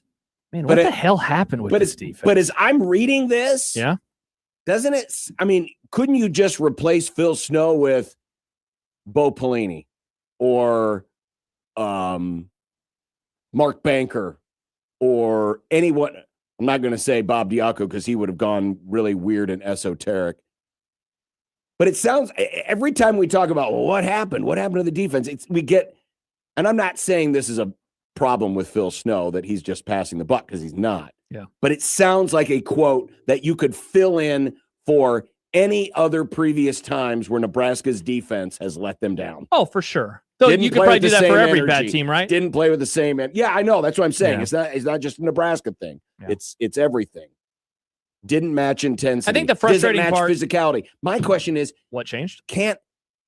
Didn't match intensity. You had a chance to finish with 9 wins. I know. What happened? You had something to play for a lot in to those play last for. few games. And at the very least, you had more to play for than Penn State. Yeah, and then certainly going into Iowa, you, in theory, have everything to play for because you just need to beat them. You know? I hate this crap. I hate we didn't have the energy. What does that mean? How do you not have energy? You know? Not to invoke what everybody always says in these scenarios, like, because usually it's like, oh, they didn't play well against a bye team, you know? B-U-Y. You have 12 of these. You have 12 games a year. And at the end, you have 2 games left, you know? And one of them is against this team that supposedly wanted your coach. And the other is against your state rival that has beaten you darn near every season for a decade. Well, not only... And you play your worst of the year. Stink bombs. Absolute. I mean, Minnesota throw that in there too. But those were the 2 worst performances, certainly back-to-back, that they have played at any point this year. Yeah. All of the stuff that they had been doing well. I mean, gosh, the pass defense completely fell off a cliff. You know, they were unable to get takeaways like they needed. And I mean, that Penn State game in particular, it got so away from them in such a short amount of time that, I mean, it was over. You know, it was Nebraska goes down, they turn it over, everybody jokes, yeah, now Penn State's going to have to go 90 yards. And then they do. And then they get the ball back and they do it again. And then they get the ball back and they do it again. I mean, it was just gash, right down the football field. Yeah. You know, and then against Iowa, Nebraska settles for field goals, Iowa doesn't. Touchdowns. And then the game's over. I mean, it's just, I still cannot believe how far the defense fell. Because, I mean, we talked about it all year, right? They had issues, but they still had things that you could focus and point to. They played USC better. I mean, gosh, I want to go now look at USC's season performance. I think they probably played USC better than any defense did all year long. And then they do what they did in those final few games. USC scored 21 points. That was the fewest points USC scored in any game this year. USC's passing offense was non-existent that day. Mayava was seeing ghosts. He was spooked. Their best players weren't involved in that game. Now, they still won, but what happened? How do you go from that incredible performance on November 1 to everything that came on the last 2 games of the season? Well, here's the reason why I'm not surprised how things played out. Because Penn State and Iowa, even Penn State in their broken self, they know who they are.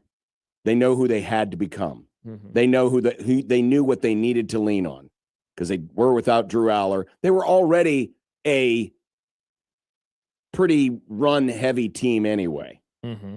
And we all know what Iowa is. Mm-hmm. The thing that I think clouds people's judgment, if USC had come in with a game plan like Penn State or like Iowa, that's fair. I don't think we're talking about the USC game in the same way. Because we were wondering aloud during it, why aren't they running the ball more? Exactly. That's a great point. And UCLA was just so objectively bad at a lot of things that it was gonna cover up because the offense was so efficient. That's why I know a lot of people were disappointed in the defense. But again, Nebraska scored 26 points in their last 2 games. That's not going to get it done. It's just not. Well, neither of the ends, right? They allowed, 76, 77 points, and they scored 16. Terrible. Neither one's going to work, but I don't think enough's being said about how bad the offense really was. Hey, you could throw special teams in there too, couldn't you? And special teams wasn't a difference maker. I wouldn't even say they were bad. Now there was the fumble in the end zone, but I wouldn't say special teams was bad, but they weren't a difference maker. A positive and one. So the recipe for Nebraska got completely thrown out when you had teams that knew exactly who they are, and they were able to attack Nebraska at its weakest point in a way that no one else either could do. Northwestern couldn't, yet they came close. Sure. Michigan State couldn't. Though came close. For a while, they were pretty close. Maryland. But these teams could. And that's why I kept hammering home all season long, man. I know the pass defense has these great numbers, but they're not getting any pressure and they're not stopping the run. And it felt like it was a little smoke and mirrors. And Penn State and Iowa blew all that smoke away and said, aha, here we are. We're going to do exactly what you don't want us to do. Do you think, we talked a lot about the 2-10 record, a lot. 2-10. That's the November record now. Oh, over the yeah, course of yeah, 3 years, yeah, right? yeah. Is there, you almost wonder if there is a way in which the program has been practicing, has been operating where, and look, of course, a September schedule will be easier than a November schedule because you're playing Bye BUY games, games, yeah. bye games, and then you are not. You're playing rivalries, right? Is there something about the way in which they are practicing that is so hard and it takes so much out of them, but that by the time they arrive in November, they are running out of gas? Because again, So they're not bloodbath. No, they're too. They're too much There's blood. too much Too blood. much early blood. Like, seriously. Too much blood spilled early. I've had that theory proffered to me. Like, I wonder if they just go too hard in the paint. They finished 0-4 in year one. They looked like they ran out of gas. They went 1-3 last year. They looked like they ran out of gas. And I would say this year, because at least in the first two, it was all of the one-score losses, right? Yeah. They lost by 3 and 3 and 3 and 3 over and over and over and over in the first year. Last year, it was a bunch of one-score games. This year, though, it wasn't just that they went 1-3, and it wasn't just that they lost to USC. Then they got outscored. What was it? 77-16? Mm-hmm. I mean, that 26. it just it makes you wonder. It makes you wonder, are they not even peaking early, but are they exhausting themselves to the point where November arrives and you are just out of it? You don't have anything left in the tank. But how much of it is to the opponent? For sure. Again. But Penn State sucked this year. They did. UCLA beat them. Northwestern beat them. Or got close. They did. They did. But they had turned it around. I mean, they were playing better football. And again, they were willing to do what Nebraska didn't need them to. And that is they were willing to just turn around and let those two running backs do their thing. And then that opened up possibilities in the passing game because guys were having to overcompensate. People were running free downfield. And it's not like Penn State passed it a lot. Yeah, Dila says the answer is simple. They play better teams. I disagree. Last year, one of the November losses was to a horrible UCLA team. Horrible. The year before, Michigan State, interim coach. Wisconsin, they were fighting for bowl eligibility. Maryland that year sucked. I know Nebraska sucks too, but I'm wondering if there's something to the way in which they practice and operate. Maybe, but I still think it boils down to mentality. And that could be interrelated to what you're talking about. Man, it's been a grind of a season and it's kind of wearing me down. But I think it's a mentality thing. It's a mentality thing. This team, this program is still not mentally tough. No. And it shows itself when you play teams that are willing to bow up and run it down your throat. Like Penn State and like Iowa did. For sure. Nebraska, you know what Nebraska could have used? What? They could have used a Gale Sayers. A Gale Sayers. Imagine if Nebraska had Gale Sayers and Emmett Johnson. Well, they would probably have won 8 games. Well, they probably would have used one over the other. It is the 60th anniversary of I got a few anecdotes from that day. It's the 60th anniversary of the greatest individual performance in NFL history by one of Omaha's legends. Nice. And Kent's Movie Club coming up next, 1620 The Zone.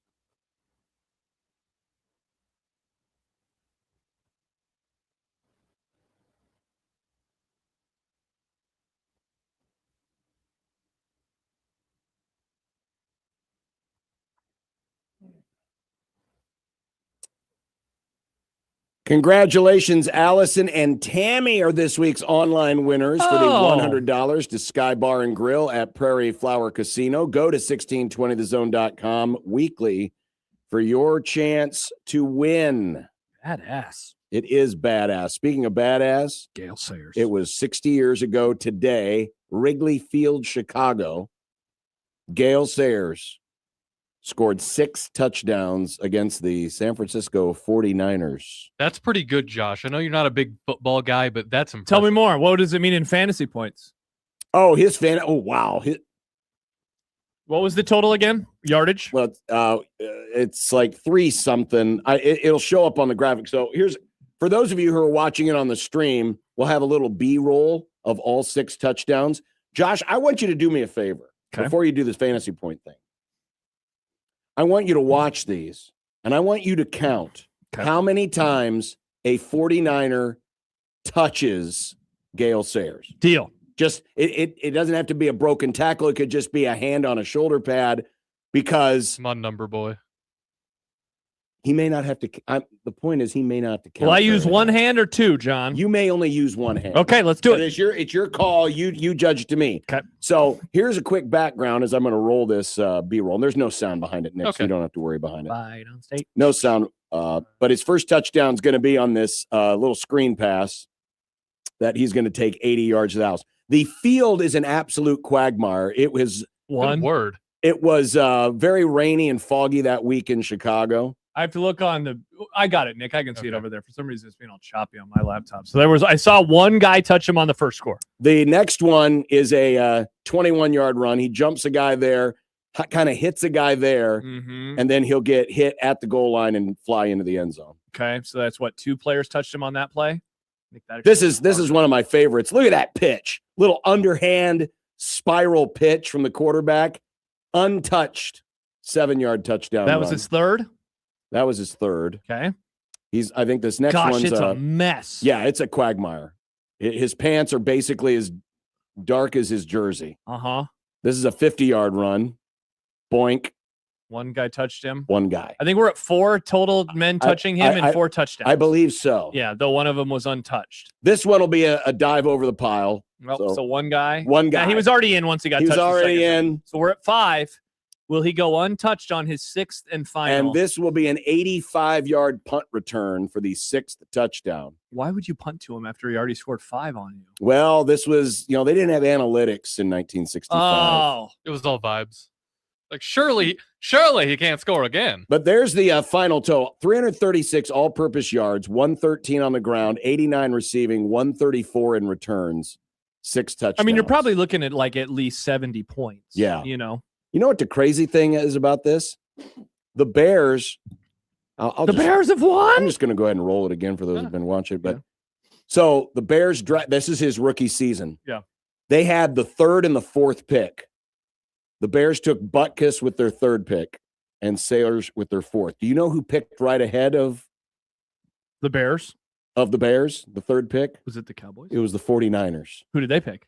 They picked some fullback named Ken Willard. They had a chance to get. Gosh. They needed a running back too. They went with a fullback. They could have had Gale Sayers. There's a world where you're a 49er fan because they drafted Gale Sayers. Wow. Hell no. There is that world. 49er John. Yep. Niner lover John. The Niner lovers. Well, he wasn't a Bears fan. By the way, that's true. He had 2 other chances to score in this game. Good Lord. So the Bears had the ball in the 4th quarter late at the 2-yard line, but they decided to hand it to the fullback instead. So there's 1 touchdown.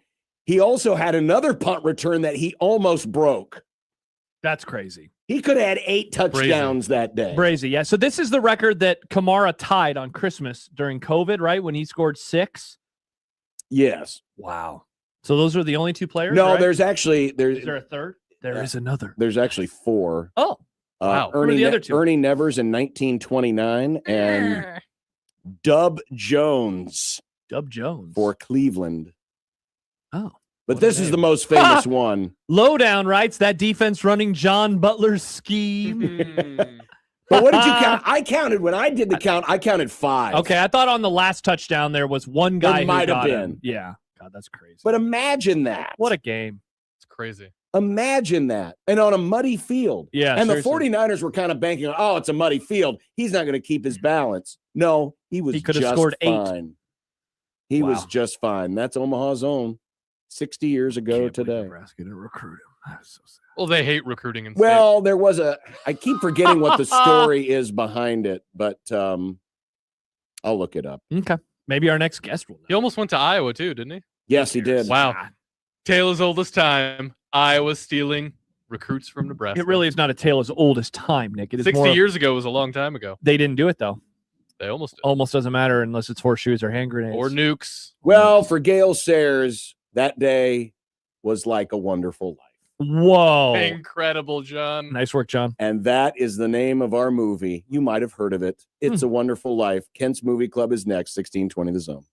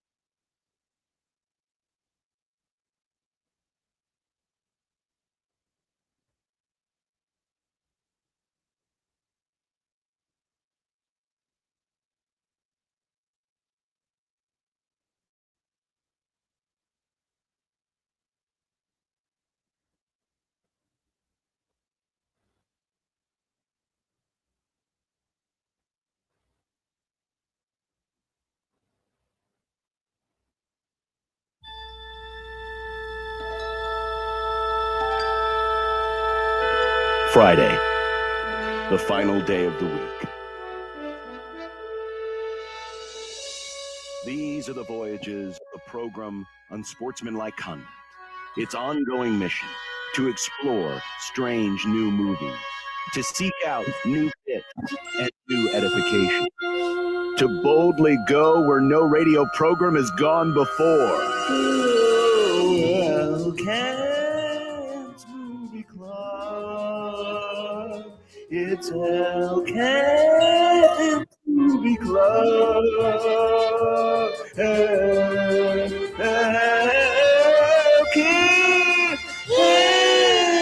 Movie Club. It's Elkins Movie Club. With Kent Wolgamott, who, for those of you watching in the stream, What on earth? you are Where in a different are you? room today. I am at my mother's house in beautiful Curtis. Oh, Wow. wonderful. A show on the road, Kent? Curtis Kent? Wow. Yeah. Incredible. So this is and- Mom. Oh, well, and they have better internet in Curtis than they do in Lincoln, apparently. No, I'm just kidding. That's probably true. Well, it's appropriate. Kent there with his mom, of course. A lot of folks, a lot of families this time of year like to watch the selection that I made. It's a Wonderful Life.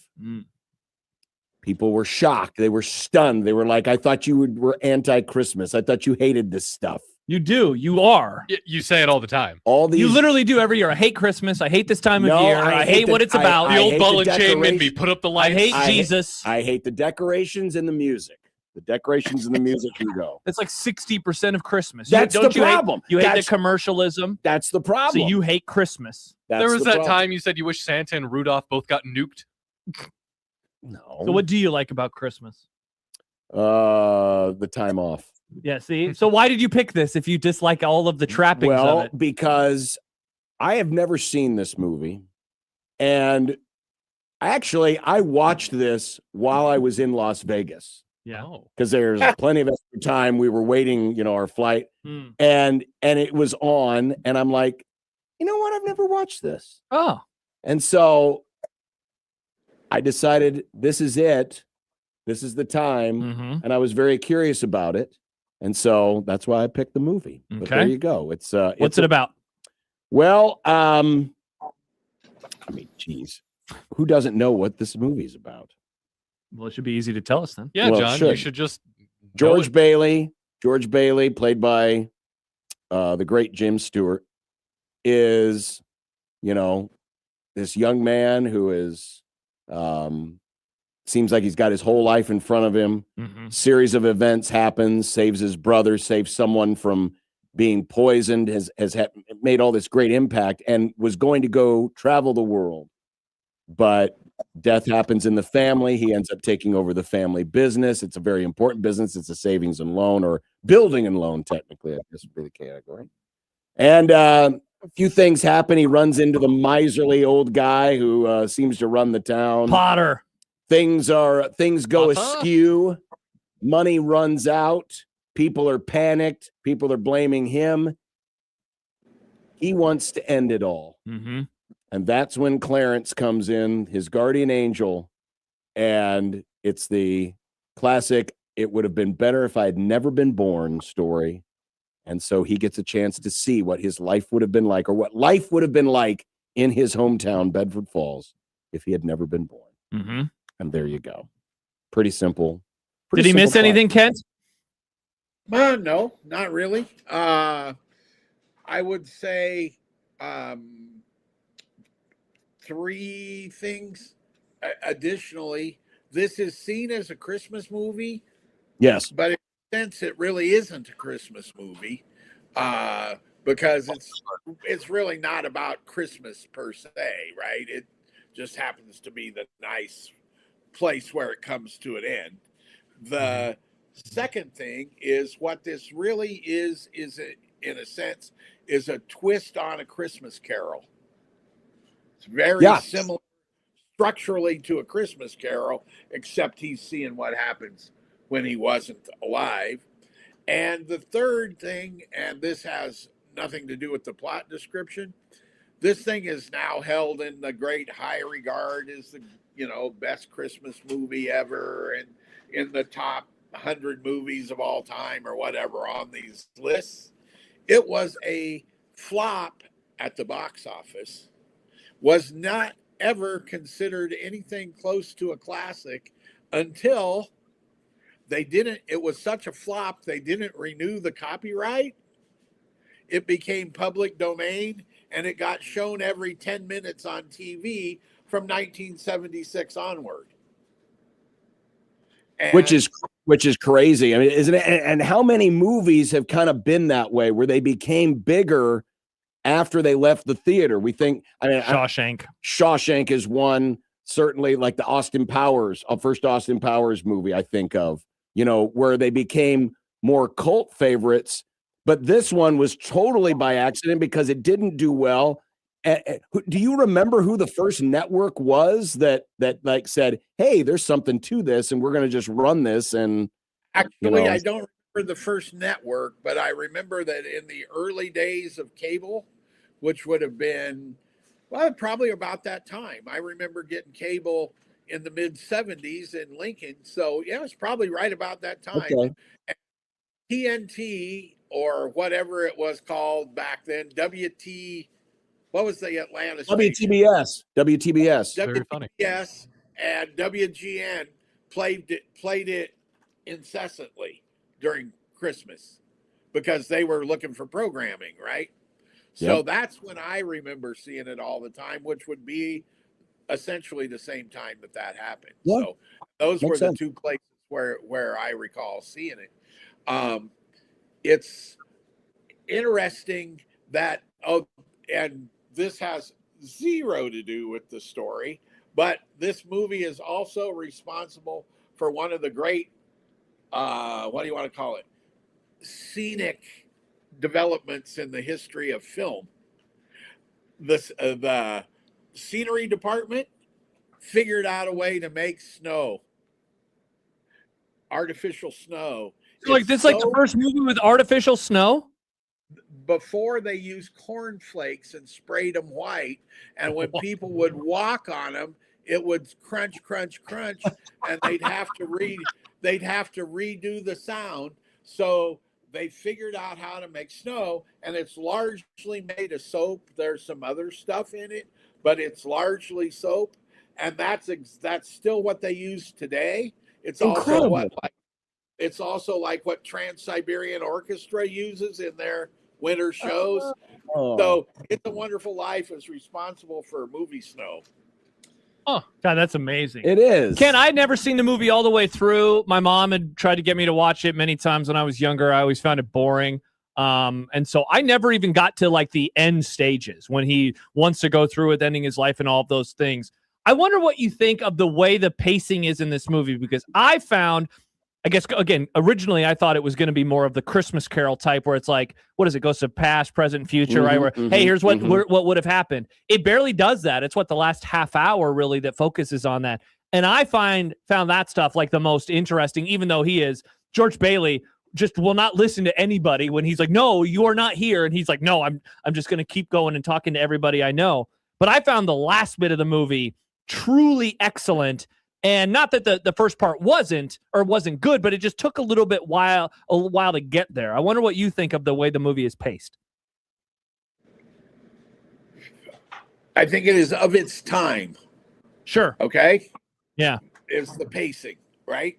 If you made this movie today, it'd probably be a 90-minute movie with a lot of that, that first, what would it be, hour, or after the first like 20 minutes, the next hour or so is all the horrible things that happened to him, right? Mm-hmm. And it looks at all these bad things that are happening to this guy. That would have been truncated in a movie today. It wouldn't have been you wouldn't have had as many examples to get to the point, right? And I think it's of its time. And I also think it's the aim of the picture, I think, was not to be a Christmas movie, uplifting holiday picture. It was this depiction of this guy's life and how he was able to kind of overcome that depression, for lack of a better way to put it. And the angel is the device to do that. And if you look at it from that way, I guess it makes sense the way it's paced and put together. I actually, and you go into it. I mean, I knew what the film essentially was about, but I went into it thinking that there would be a lot more of the world without George, and that would take up most of the film. I actually liked the way it was paced. I liked how, they kind of did some flashbacks and then, just kind of did the timeline of his life to get us to that point. And then it was just that concentrated. Cause I think At least you wanting more? I think the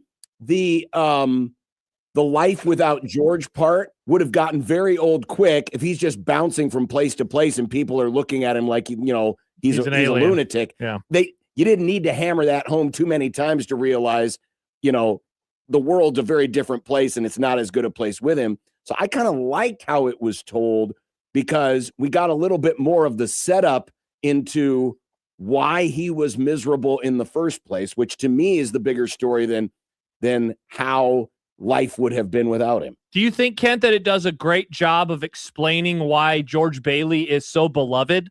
Like the ending of it, of course, with all that money, it's like, wow, this guy had an impact on so many people in his world.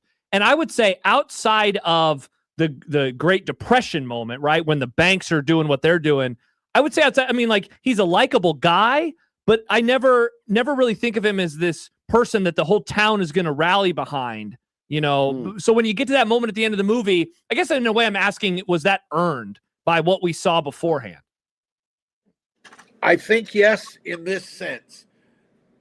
What you saw early on was almost the downside of what he had done on the positive side, right? How he tried to keep the building and loan going and help his brother and all of those things, but everything went sideways on him, right? What you saw, the part of before it went sideways sort of shows what he did, why the town would buy into that. And then the life without him really shows if he hadn't been there, all of this would have happened. And so I think it does. But once again, that's a structural thing, and it could have been done completely differently, right? You could have showed him more in working with the townspeople and blah blah blah, right? So that to me is what it is.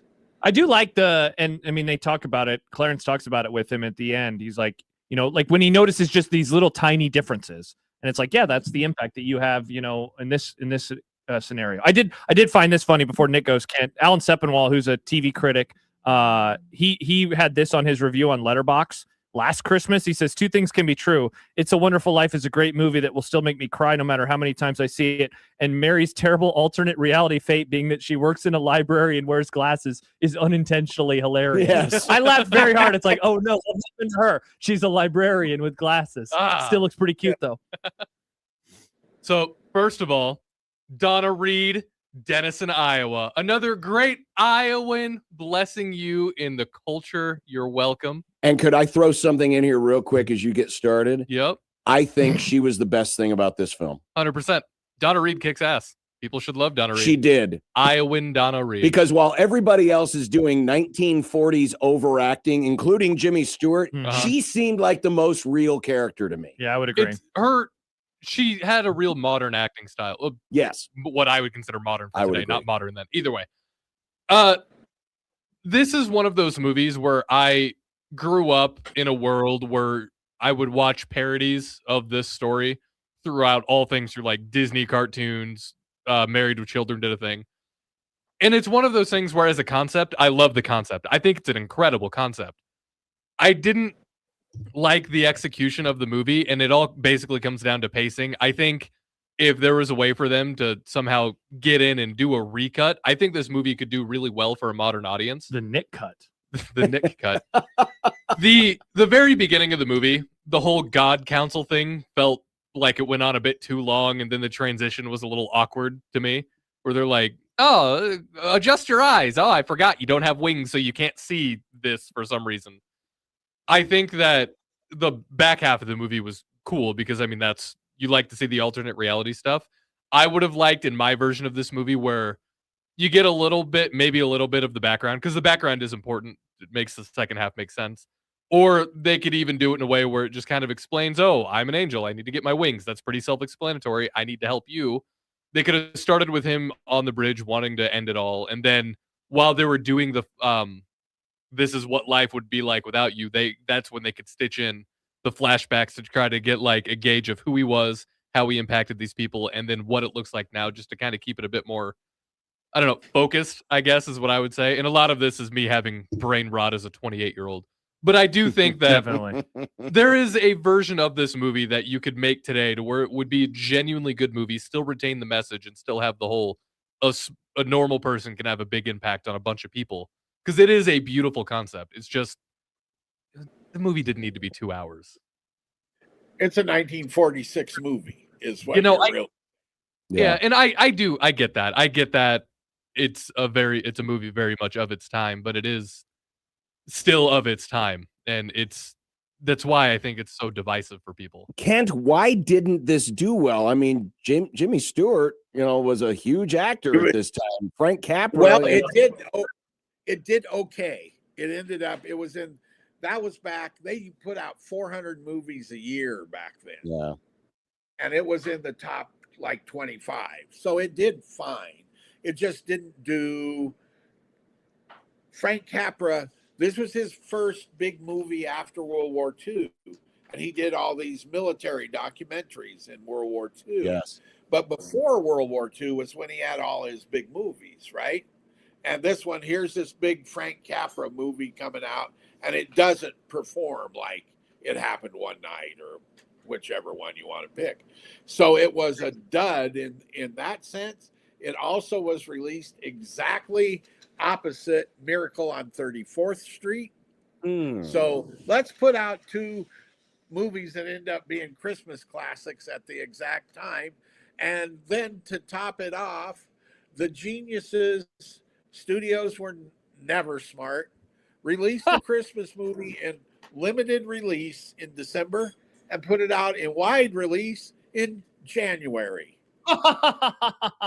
That's stupid. Nicely done. Mm-hmm. So those would be your reasons, I think. Not to get super film nerdy here, but this is, why we have you on, Kent. As you mentioned, Capra did a lot of, it was basically American propaganda films. I believe the series called, I believe the series was called Why We Fight, I believe. Correct. And it was basically to drum up support during the war. I'm curious if any of those films had an impact on how this one was made. The answer is probably not that much, because who knows what impact they had on Capra himself, but pretty much everything else was like shot by the military film, crews, and then he put the stuff together, and I'm sure that the stories were authorized, shall we say, of these documentaries. So I don't think they probably did, other than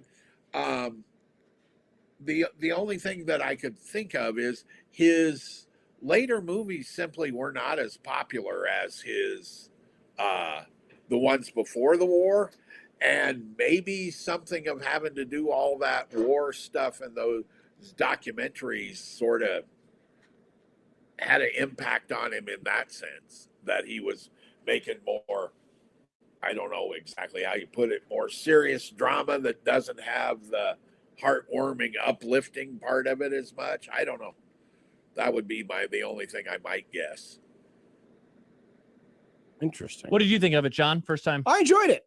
Yeah, I did too. I gave enjoyed it 4 out of 5 on Letterboxd. I really liked it. I enjoyed it. Again, you get past the 1940s overacting, but like I said, that's why I thought Donna Reed really stood out, because it seemed like her character was the most authentic in that bunch. But it's a classic story that I think is, hey, Mom, it's a classic story that and it makes sense why it lasts to this day and why people still treat it as a Christmas classic. It's interesting because Die Hard has more Christmas themes than this movie does. So I don't want to hear any more people talking about Die Hard not being Christmas. Die Hard could have happened any time of year. It didn't have to be Christmas.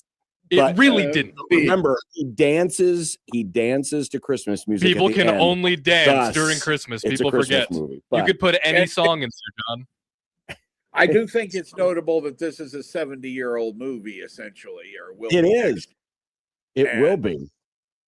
Or 46, 80-year-old movie. 80-year-old movie. Good Lord. I'm guessing there's going to be some big celebrations. I mean, they well, I know it runs on all these different channels. As Kent mentioned, it's out there. Anyone can run it. If we wanted to run it, we could run it. No, I mean, that's wild. There's no, copyright on it, which, and think of that. If someone had bothered to do that, this movie probably doesn't become what it is to a lot of people. But because, like you said, and I think that's a great point, because TBS and WGN in the early days of cable, what helped them get on the map? Sports. It was Cubs and Braves baseball. It was Andy Griffith reruns.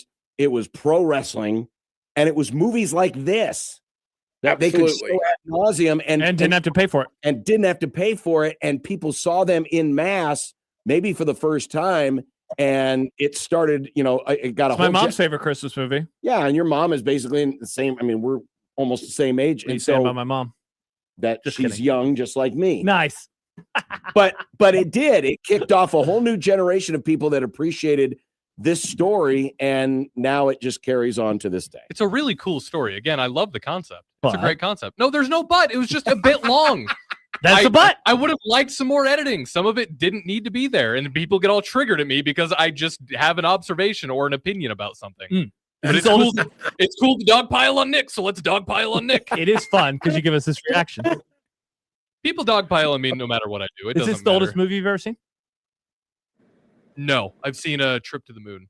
I've never seen that one. It's a beautiful movie. I love it. I think the oldest movie I've ever seen. I mean, I've seen Kent, the Great Train Robbery, or A Great, whatever it is, A Great Train Robbery. Is that the one where they crashed like 7 trains? But I think the oldest one I've actually seen is like Metropolis. I really want to see that. Okay, that'd be really cool. Well, no, Kent, what's the one about what's the martyr? Birth of a Nation? No, John, you monster. Well, I'm being serious. I thought you were making a fun. I saw parts of that in Django. What's the one about the female martyr from like France? What's that one? Silent film? Joan of Arc. How old is that movie? That's probably the oldest movie. That's a 100-year-old movie at this point. Yeah. Or close to it. Because that was a 20s movie, so it'd be 1928. Wow. I watched that in Wheeler Winston Dixon's class at the University of Nebraska Lincoln, baby. My oldest movie is older than your oldest movie. Suck it. Look at that, Nick. Look at that. We had the flip cards back in my day. You go through them. Yeah, exactly. That's pretty much it. Well, that's It's a Wonderful Life. And by the way, and you guys said there is a colorized on version. Amazon. Yeah, if you go when I searched it on Amazon, there were two, and I didn't watch that one. We watched the black and white. Me too. Yeah. When I watch a movie like this, I don't want to watch a colorized version. I want to watch the actual. What? Watching a colorized version of a black and white movie would almost be like watching a movie in a foreign language that is dubbed. Exactly. Yes. Exactly. Not right. Much appreciated, Ken. It's so good to have you. You know on how our to side. read, John. Just use your eyes. No, it's you know what. But I like it. It reminds me of Godzilla when I was a child. It does. In my mind, I'm still 10. Another Christmas era classic, and they would always run it during Godzilla. They'd run WOR in New York would run Godzilla in that week between Christmas and New Year's, and we'd watch it all the time. And it was the badly overdubbed versions, and they were great. So there. Nice. All right. Well, that as Josh, as you mentioned earlier, today is the penultimate movie club of this year. Next week is our last Friday. Yep. On the Grum this year. So what will be our last movie of 2025? I don't know if we have ever done a movie as new as what we will be able to do because it literally came out on Netflix today. Is it? I thought we were going to do the one with Haley Steinfeld. I don't know what one that is, Nick. We are doing Wake Up Dead Man, a 9-hour mystery. Boom! Oh, it came out today? Came out today. It's on Netflix. Nice. We did the one, 3 years ago, Ken? Glass Is that Onion. when the Glass Onion came out? Yeah, I think that's 3 years ago. Cool. I was going to watch this this weekend anyway. So We're watching it. My wife and I are watching tomorrow night. I'm very excited. So that's on Netflix. Everybody go watch it. It is the latest in the now this is the third one. Trilogy now. Yeah. Good stuff. I have the answer to your Gale Sayers question, if you would. I knew you would, Kent. Thank you. Gale Sayers had a disastrous recruiting visit to Nebraska. He thought about going to Iowa, but committed to Kansas because it was close to Omaha. He had been born in Wichita, and they got to play Nebraska every year. Had he gone to Iowa, they wouldn't have played Nebraska. That would be why Gale Sayers went to Nebraska or to Kansas over Nebraska. And then our boy Bob Devaney shows up in Lincoln and says, that isn't ever happening again. We're keeping these Nebraska kids in Nebraska, which he largely did a good job of, I think. Yeah. As did Osborne, and then what happened? Then a bunch of coaches, just like the ones before Bob Devaney, started populating the offices there at North Stadium again. Need to get that fixed.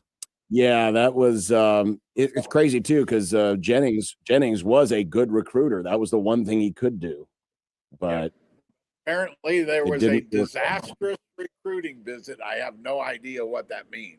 But Gale Sayers was also a great, on my couple encounters with him, what a nice, personable guy, and very nice really man himself. As a, I don't know exactly what you want to say, ambassador almost for football, but also with the Brian Piccolo stuff and all of that, he was a great man. Yeah, he certainly was, and held the state long jump record for a long time. Yeah, into the Nebraska 80s. state record. Yeah, and oh wow, he set the record in what would have been 61, 62. It's always amazing when somebody sets a record that, like an athletic feat that lasts that long. It just shows how far and away they were better than everybody else in that era. Yes. It's able to, because technology, everything's going to get way better over the course of years and years. Amazing. Absolutely. All right. So, and Nick, congratulations on your boy Lando.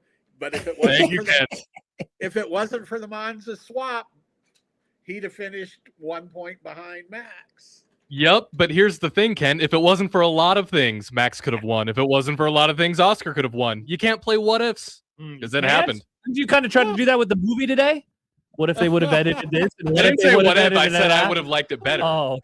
I said if they and Ken's did a saying modern he would have liked the season a lot better. If he could have edited the season. If he could have edited what Max did.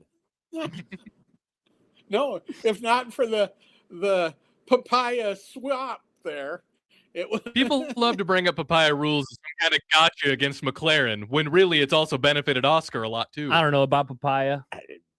I know that Kramer liked Papaya King. There you go. That's what I remember too.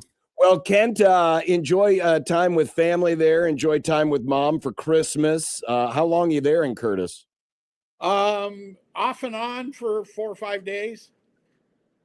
Nice. I have to quick return to Lincoln, so at some point here. So yeah, until the middle of next week sometime. Awesome. Well, we appreciate it. We thank the internet and Curtis for being great. Yes. As it's the beauty of this segment. We can take you anywhere. Anywhere the internet goes, we go. Wherever we be, we be. Kent, we'll see you next week, and we'll review the latest Knives Out mystery. Sounds great. See you next week, All right. guys.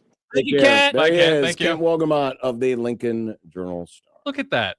Kent, the only one on this radio station who congratulated me on Lando winning. Well, I guess Matt did, but he wasn't on air.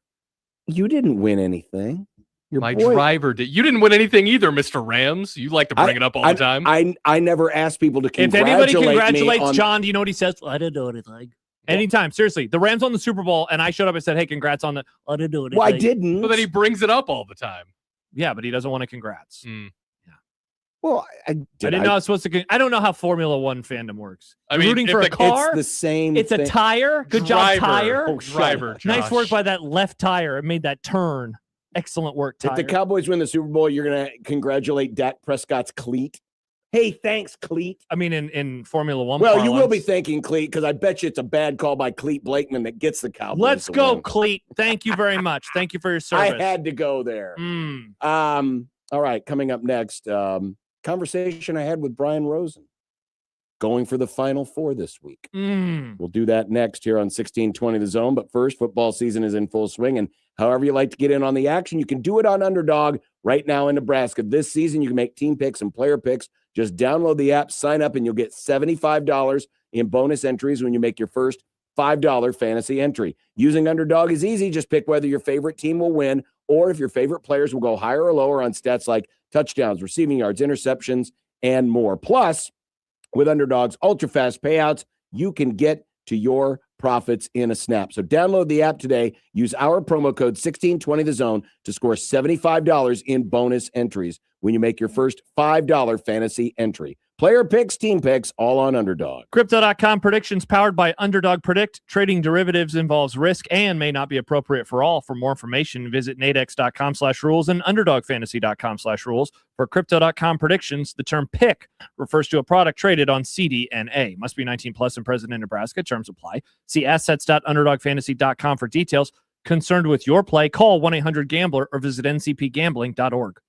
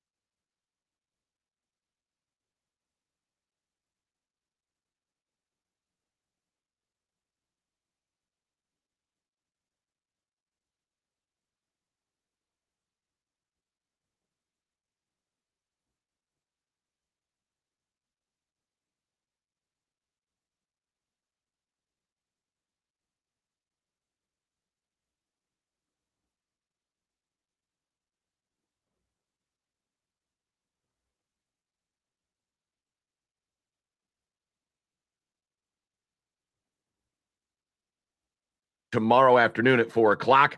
We'll be taking on Kentucky as the Blue Jays seek their first ever NCAA women's volleyball Final Four. Coach, I want to go back to a spot in the match yesterday.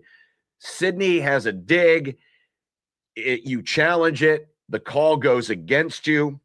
But at that point, according to Matt DeMarinis, you outscored Arizona State by 18 the rest of the way. Is it possible that call that maybe went against you fired up the squad a little bit? I think we were playing really well. I think that play would have put us up like 5-1 maybe. And that's the reason I did challenge it that early. Sydney was 100% sure she got it up. I still haven't seen any of the camera angles. So I don't know. I mean, the ref might've gotten it. I don't know. But so losing that call, might have got it a little closer, but I felt like we were starting to roll at that point. And so I love that even after that play, we won the next point, and I think we were up 8-3 in the blink of an eye. And so I just thought that out of that second, third set break, we just really started clicking defensively, offensively, and just did some really good things. This is probably a hard question to answer because, it's not like you look at these things in such a way, but were the third and fourth sets on Thursday, the best you've seen this team play this year? Definitely against a team at that caliber. Our first contacts were special good. We were doing a great job getting them out of system, limiting the amount of opportunities they had to set their right sides. Their right sides were both just phenomenal. So trying to force them to set other people. And then our passing against a really good serving team was really good to the point where Anna had options. And even, again, she played incredible yesterday. Yeah.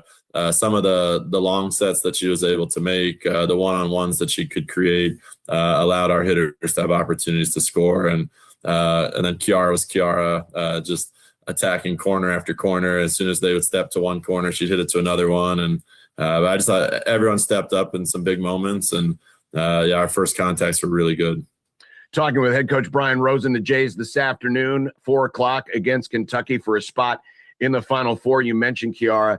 She hit 737 on Thursday. Her performances all year against the best caliber competition, the Texases, obviously yesterday, even against Nebraska, they've been off the chart. She's been good all year, but do you notice that maybe her antennas go up just a little bit more when the competition level goes up? Absolutely. Yeah. And I think I just love that she's getting these opportunities to shine. She's always been really good. And this has been her season to really just show it off and flourish. And, when we talked to the Supernovas about why they should take her, this is what we talked about, in big moments, she's gonna take over big matches. One of the coaches who was talking to us about Ava Martin and Kiara Reinhardt in the draft, the question they asked me was, all right, so at 23, 24, who are you setting, Kiara or Ava? And I was, take your pick, which is funny. In that last point, I think it was Ava, Kiara, and I was happy with all 4 sets. And Kiara got the last one. So she definitely gets up in those moments, and the knee slides will come out, the big celebrations, and those are always awesome. Give me some strengths and weaknesses that you see out of the Wildcats. Yeah, obviously there are 2 outsides who get all the attention, in DeLay and Hudson. Hudson's someone that we've faced the last 2 years while she was at Purdue, but she's having her best season right now, and she is their energy spark. We talk about Kiara and the knee slides and those things. Hudson's going to do the stare downs, the screams, so she gets going. She can really rally their team. And then DeLay, she's just really good. Every shot, all those things. They pass well. And then they have a middle Carr who also is from Purdue. She's performing at a really, really high level right now. Their libero is one of the best in the country. Really good out of system setting from her as well. So something that we kind of have to game plan for a little bit. It's not high balls. She'll keep tempo. And last night she set a back row ball off her hands. And so they do some different things. But we think we have some game plan items to hopefully take some people out. Hear more of my conversation with Coach Rosen tomorrow during our Creighton men's basketball pregame show, which will be at 1:30 after Austin Jacobson and Blue Jay shoot around. We will talk completely with Coach Rosen about Kentucky, about the match, and about how Creighton is on the verge of hopefully getting to their first ever Final Four in volleyball. That will be coming up tomorrow during our Creighton men's basketball pregame show, 1:30 from CHI Health Center, Omaha. And we will be back with more of Unsportsmanlike Conduct, One Beer Friday, here on 1620 The Zone.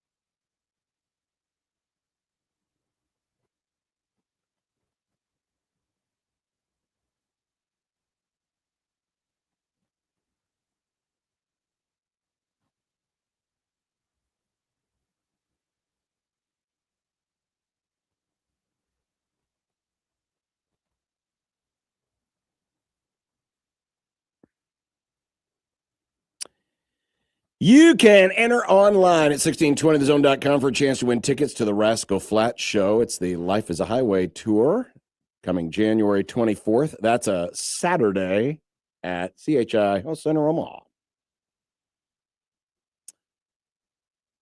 Today, Sharon Moore was arraigned. It's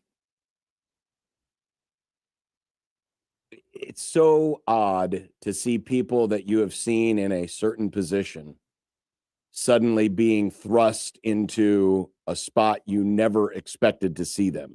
Yep.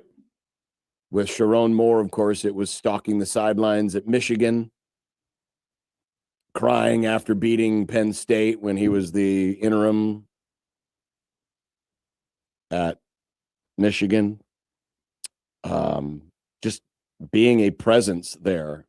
And now, and I didn't get a chance to see it until we got here into the studio, and I haven't heard any of it, but just watching some of the stuff from ESPN and Sports Center.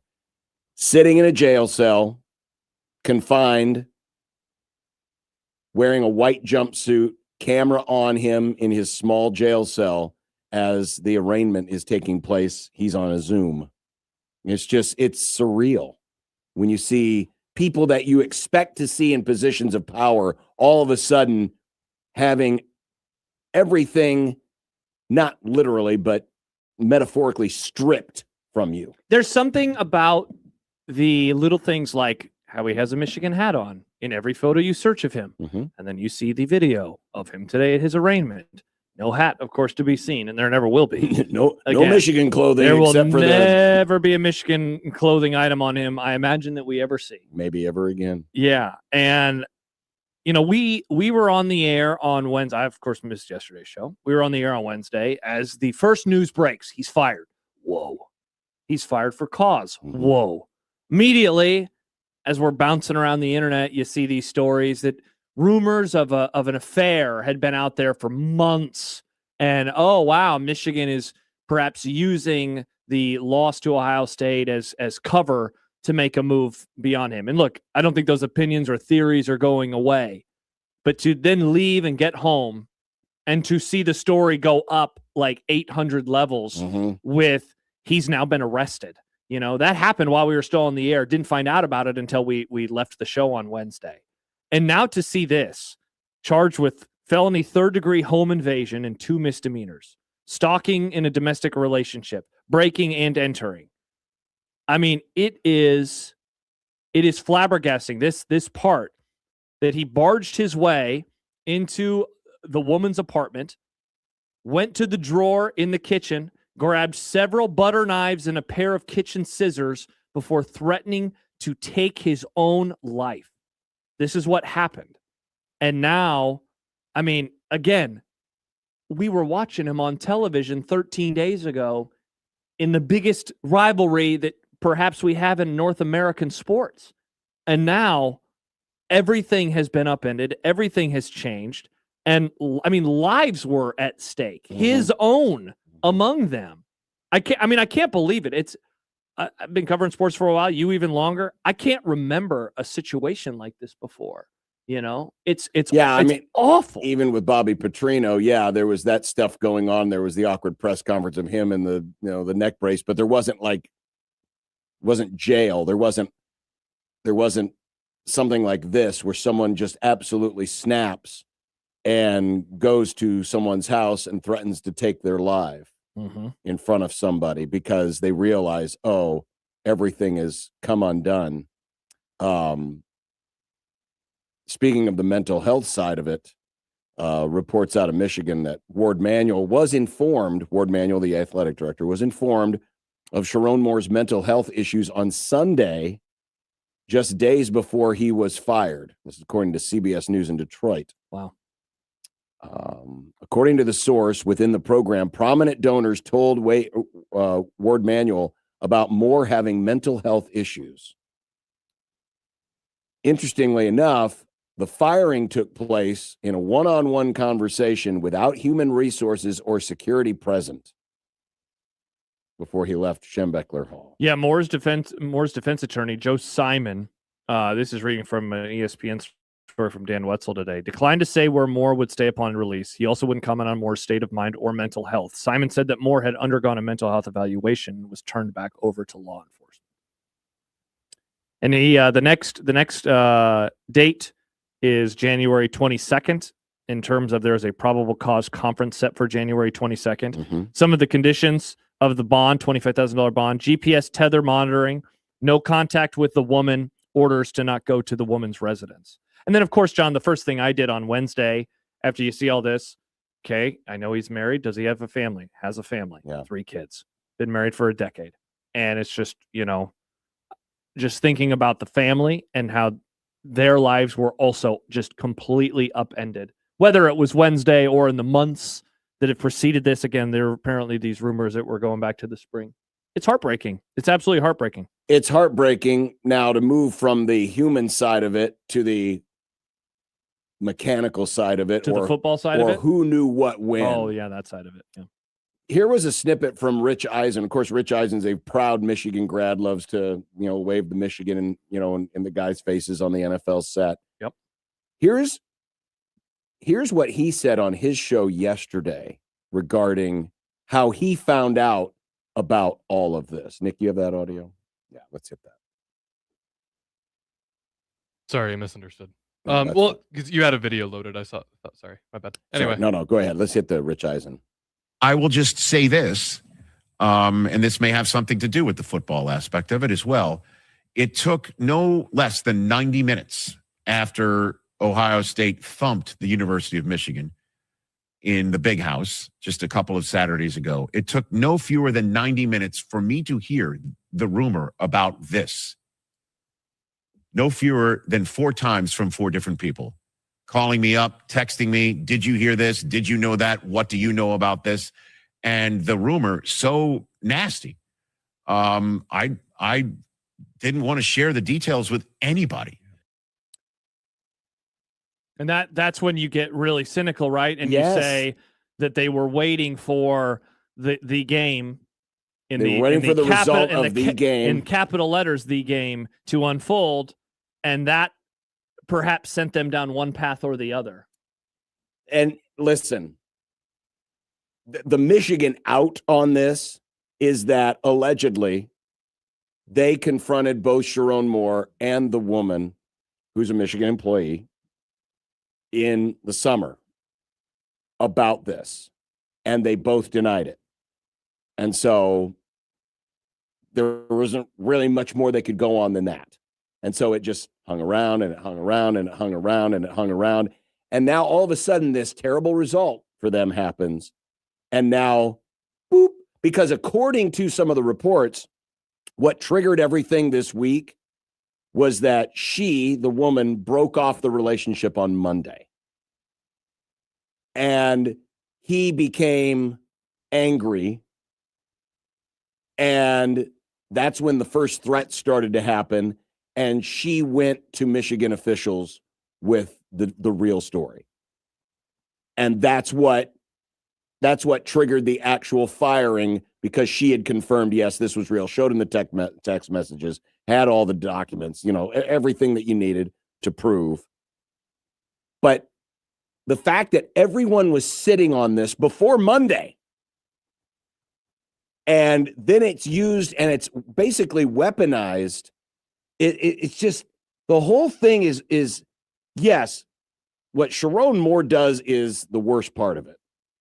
End of story.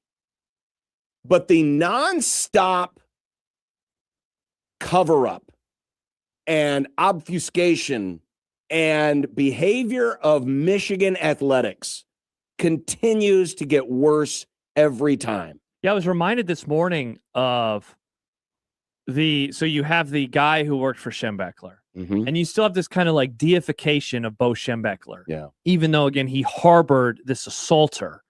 And then you have, and I had forgotten about this part, the computer situation. Remember that a few years ago? You had that. Assistant coach. And then obviously you have the on-field stuff, the scandal that has, enveloped them for now 2 years running, going back to the 23 national championship season. So you've got all of these things. And he, of course, was at the heart of that too. He was also suspended earlier this year. Yes, In he fact, was. he missed the Nebraska game. And so all of these things, and you're right. Like, he was the bad guy in this. But there are a lot of questions to be had in terms of the spreading of I don't want to say tale because it was true. I don't want to even say rumor because it was true. So the spreading of this story and how it was out there to the point, apparently, and I hadn't seen this, that jokes were being made by other fan bases and they were doing AI depictions of him as a father, like all of these things that were popping up, that apparently it was such an open secret. And yet, for Michigan, it was, keep your head down, keep your on head playing, down and keep hey, going. Hey, we're in the playoff race. They were 9-2. If they beat Ohio State, they're probably in the playoff today. Yes, they are. Does this unfold? Does this happen? And if she wanted to break it off, perhaps we are going to get to this scenario anyway. But it's hard in a story like this to not be insanely cynical about. I mean, that Rich Eisen story is pretty fascinating because that guy's super plugged in. Yes, he is. And people coming to him saying, have you heard this? Have you heard this? Have you heard this? Have you heard this? Exactly. All within 90 minutes after the end of the Ohio State game. Correct. And so for them to suddenly feel comfortable in reaching out to a big name like a Rich Eisen, all in a very short amount of time, again, after the winning streak against Ohio State ended. This is why I am very suspect that Michigan's going to be able to land a big fish. This is a toxic athletic department right now. I know it's still a great situation. They still have the money. They still have the cachet. They still have the name Michigan. $1 billion booster. They've got all of this stuff. They can go out and get the players when they need them. They've got all the support in the world. But all of this, and that's what you got to coach under. And who's to say, when these boosters are going to turn on you? I mean, this has become a toxic program. And how Ward Manuel still has a job right now is insane to me. I was going to say, is he the one who's making the hire? You trust Ward Manuel to make this hire? This is an athletic department that just feels dirty from top to bottom. Mm-hmm. And I don't mean to cast other sports, who aren't, because this has all been really focused on football, right? Sure. And then remember all of the stuff about how Michigan's been fighting back against the Big Ten, and they fought back against the private equity and all of that stuff. And there's a part of me that wonders if the Big Ten be like, maybe we'd be better off without Michigan. Look at all this. Look at all this crap they're bringing down on us by proxy. It's a mess. It's an absolute mess. And I mean, there's reports out there that there are agents in the college world that are like, we're not interested in taking your call. My client's not interested in taking your call for this coaching job. And I don't blame them. Yeah, it'll be interesting. When you think back to some of the pariah type jobs over the last 10, 15 years since we've been working together, which let's just say since Penn State. Sure. I mean, that was of course, the ultimate scandal. And I thought that they ended up finding quite the force in Bill O'Brien to kind of calm things down. And then, of course, that led to James Franklin. Baylor, I mean, they kind of got lost in the wilderness for a couple of years before, of all people, Matt Rule showed up and helped take them out of that. As always, money is going to be there. And so, you're going to be able to come out of it. And it's not like this is going to result in scholarship reductions. Like nothing on the field will be affected except that the mentality of the place probably could be affected. And so, yeah, how does that show itself in the next coach? I mean, heck, Penn State didn't have a scandal, but, they ended up falling backwards into Matt Campbell, who I think is a pretty good hire. Michigan's going to, I think, have to hope that they get that lucky, that they fall backwards into a hire that good. All right, still to come, we've got predictions and also an update on the Penn State search and just how serious a candidate was Matt Rule. Hello. And One Beer Friday. And One Beer Friday. Super Friends Roundtable. We have so many things. On 1620 The Zone.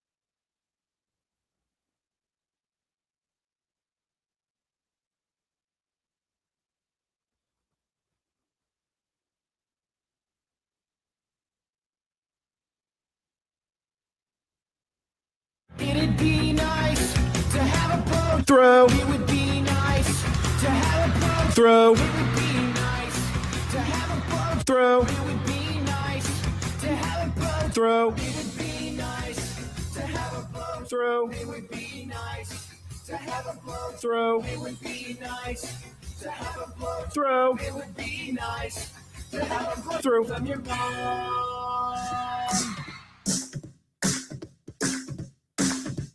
I drank beer with my friends.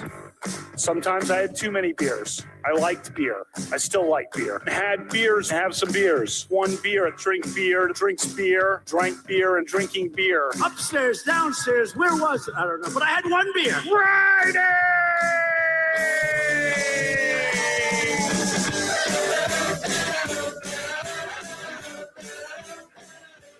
You probably have beer center each week. Ralph Club, biggest contributor.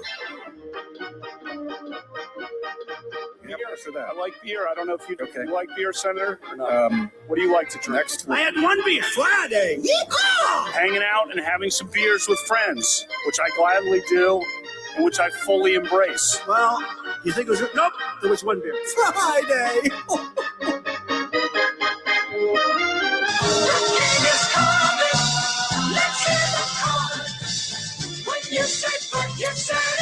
Crack 'em. It is One Beer Friday, presented by Cross Strain Brewing.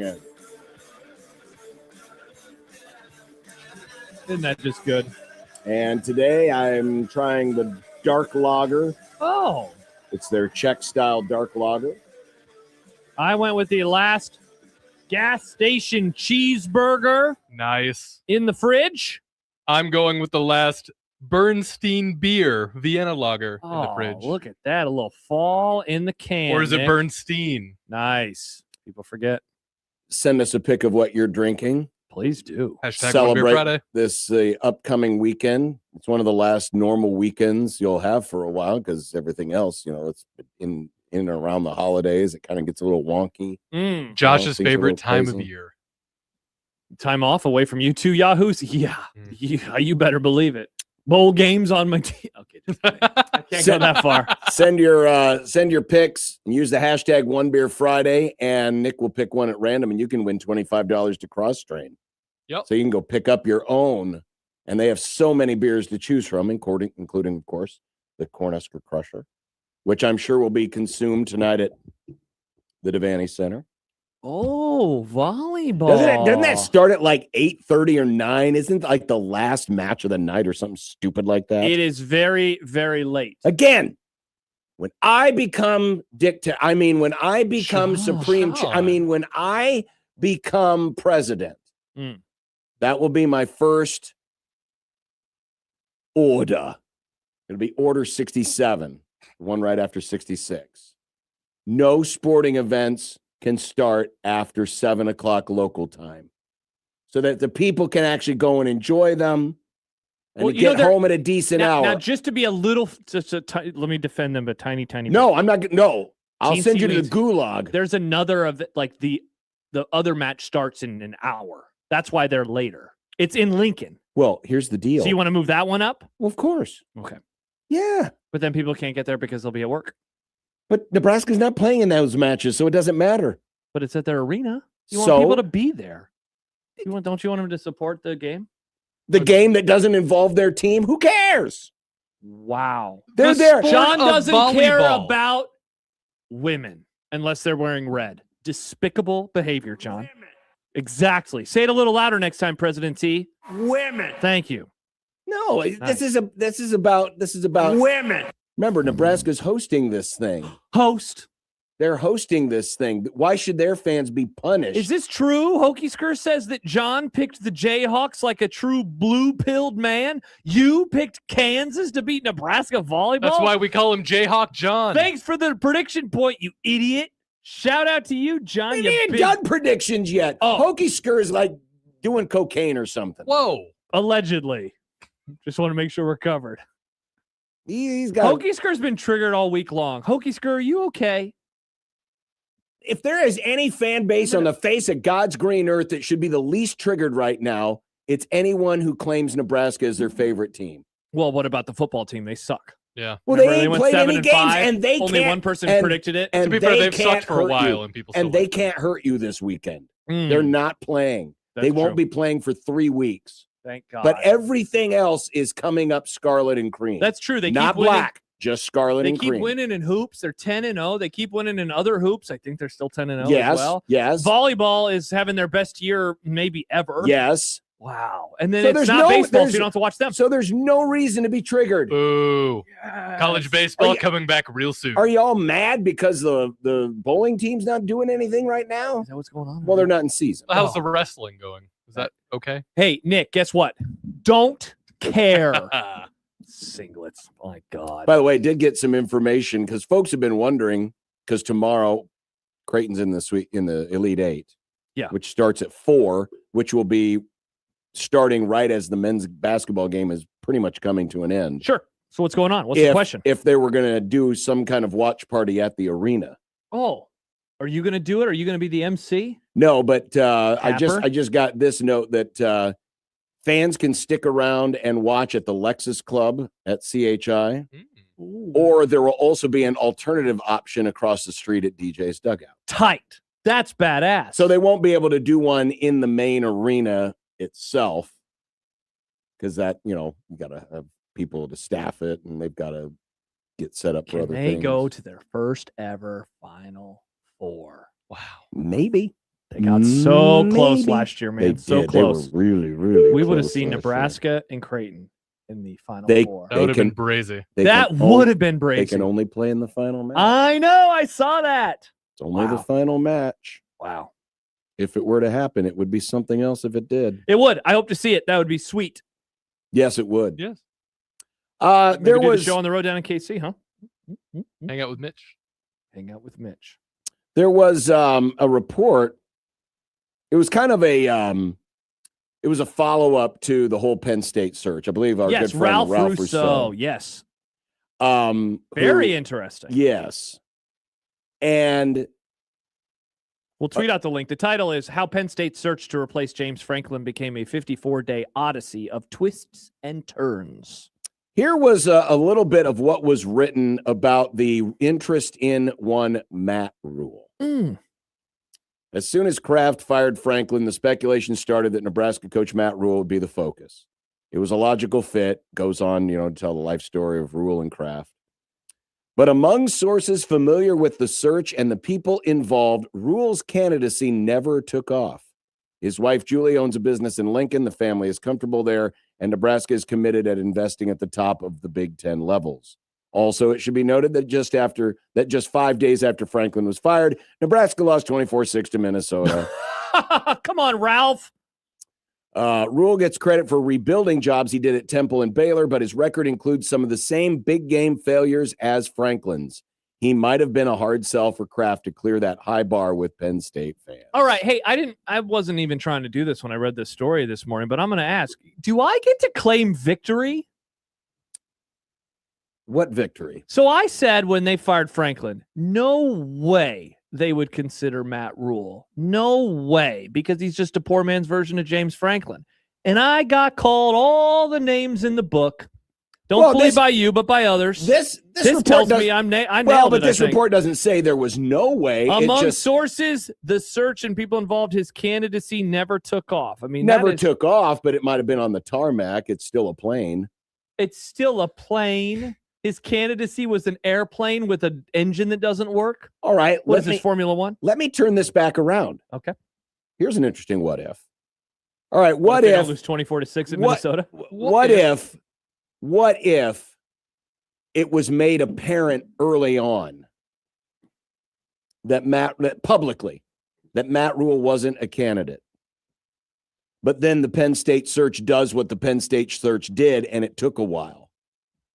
Does it circle back around to Matt Rule eventually? Well, it's interesting you say that because later on in the story, Russo writes, a source said, this is after the Sataki stuff, Kalani Sataki, BYU coach. Turned him down. Source said there was even some concern at Nebraska, that Kraft might double back on Rule and try to convince him to reconsider, though that never happened. So what's the scenario you just laid out? Well, the scenario is, all right, let's say that it's made pretty apparent early that Matt Rule's not a candidate, or he shoots it down, or Penn State shoots it down, or whatever. Okay. But then everything still unfolds. Rule also doesn't get an extension. He doesn't get an okay, so that's the wrinkle in this scenario. Yeah, that's the wrinkle. Because basically it's just, there's nothing there. Correct. Rule on October whatever says in that first presser, instead of doing 10 minutes on how cool that place is, he's just like, no, I'm happy. I'm staying here, and there's no doubt about it. Yeah, he kind of shuts it down right. And he adds, I don't even need a contract extension, so don't offer me one. Well, I don't even know where Penn State is. I wouldn't sign. And then everything how it unfolds, that is a really interesting what if. A really interesting what if. Because the question ultimately is, how interested was Kraft in Matt Rule? I always wondered that, because as close as they are, I mean, the point that Ralph makes in the story was the one that we made 2 months ago. He has had similar failures on the national stage as James Franklin, except for Franklin, it was top 10 games. For Rule, it's top 25 games. I never thought that they could explain that away. It would have been really difficult. In the end, the fan base was pissed anyway. So, I guess what doesn't matter, right? So, I guess it boils down to this. Was the contract extension ever necessary? What a question. What a question. Knowing now what we think we know, was Nebraska bidding against itself? I mean, again, based on this and the alleged interest, and again, this could all be just, we don't know, because this is the way the story turned out. We don't know how it would have turned out if things had worked out a little bit differently. Yeah, I mean, here's the money line again from earlier. Among sources familiar with the search and the people involved, Rule's candidacy never took off. Did it not take off because it was never going to? Or, to go back to the next paragraph, it should be noted that just 5 days after Franklin was fired, Nebraska lost 24-6 at Minnesota.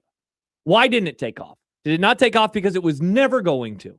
Or did it not take off because that was the beginning of a 2-5 finish to the year, or a 2-4 finish to the year, rather, that kind of slowed things down?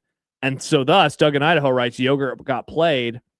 Did they need to do that, and thus add $24 million to what you would owe him if you would ever have to move on from him?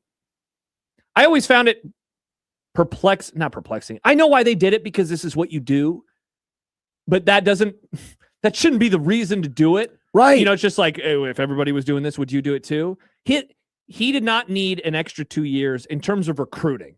His contract went through 2030. Let's add up the years, shall we? 26 season, 27, 28, 29, 30. That's 5 more years. Yeah. No one is going to stay 5 years anyway. So you don't even have to use it for recruiting. Well, but no one's going to use it against you. Or if they do, they're just kind of shouting into the wind. See, this is part of the problem with the modern realities of college sports, is everyone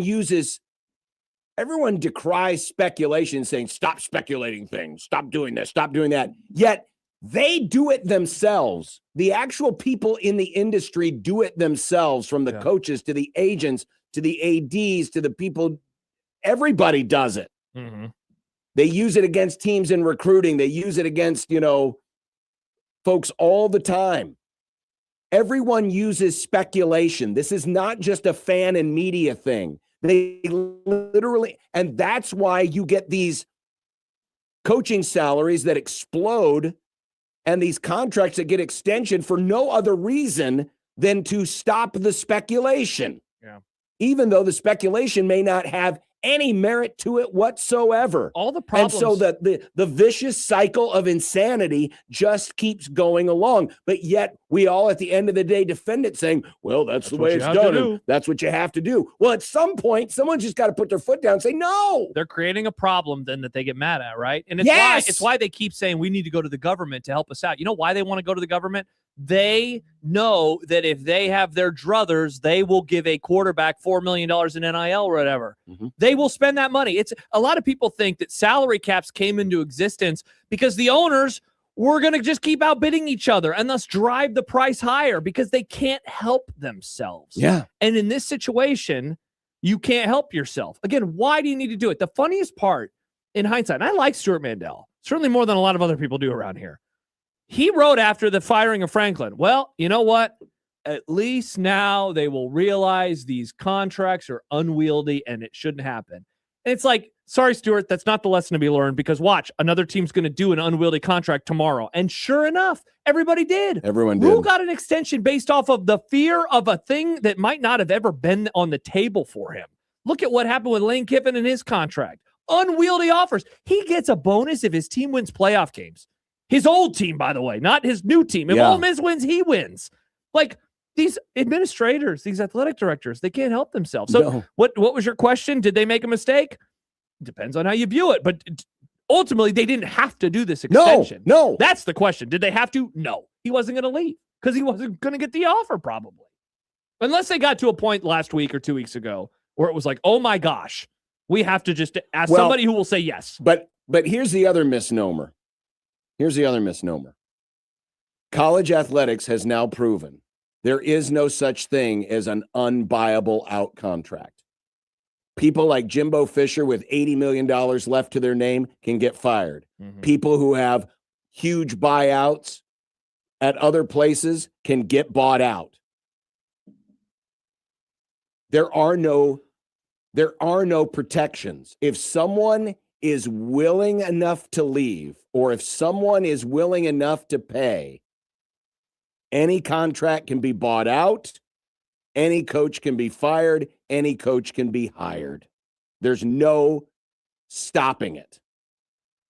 The only thing stopping it is the will. And as we've seen now in college sports, there is no will. The only will is, man, we've got to have that guy, so we'll pay anything to get them. Or we need to get rid of that guy. We'll pay anything to get them out of here. Well, gosh, we had Ryan McGee on the show earlier, and we were talking about Cignetti and how he has just turned up the heat on everybody in the sport. Look at Michigan State. They just fired a coach. And Jonathan Smith's buyout wasn't anything ridiculous, But think of that, man. Imagine telling yourself as a kid, heck, even 25 years ago in 2000, hey, a team's, 2 years is going to be kind of the cut line. Yeah. 2 years? Yeah. And that every coach is going to be compared to a guy at the University of Indiana. It's one thing when Jim Tressel showed up, and Bob Stoops before him, and Urban Meyer, Nick Saban. Those guys won national championships at Ohio State, at Oklahoma, at Florida, at Alabama, at Ohio State. Urban Meyer again. Like, those guys were doing that stuff in a short amount of time at like the bluest of the blue bloods. And now you got this guy coming in and doing it in Indiana. He hasn't won a title yet, but let's see what happens over the next month and change. It's a wild time in sports and in college sports in particular. Yes. But you are right. No more is there a amount of money that you have to pay where you say, nope, this is too rich for our blood. And it started with I mean, gosh, I would say any of the Auburn jobs, but certainly when Jimbo Fisher got whatever that buyout was, $50-60 million, that, and I know they have oil money, but that kind of changed everything. When Trev Alberts fired Scott Frost weeks before that, the buyout would have gotten cut in half because he just didn't want to see him around the building anymore. Like, all right, I guess everything's fair game now. All right, coming up, we'll take an early break here so we can stay in front of things because we do have predictions coming up. Maybe we'll get to a couple of content questions, and then at the bottom of the hour, it's the Super Friends Roundtable. Awesome. Are we going to talk hoops with Jack Mitchell? I bet he's excited about some of the stuff that's been going on in the world of basketball recently. Nope. Okay. Nope. Awesome. Don't need to.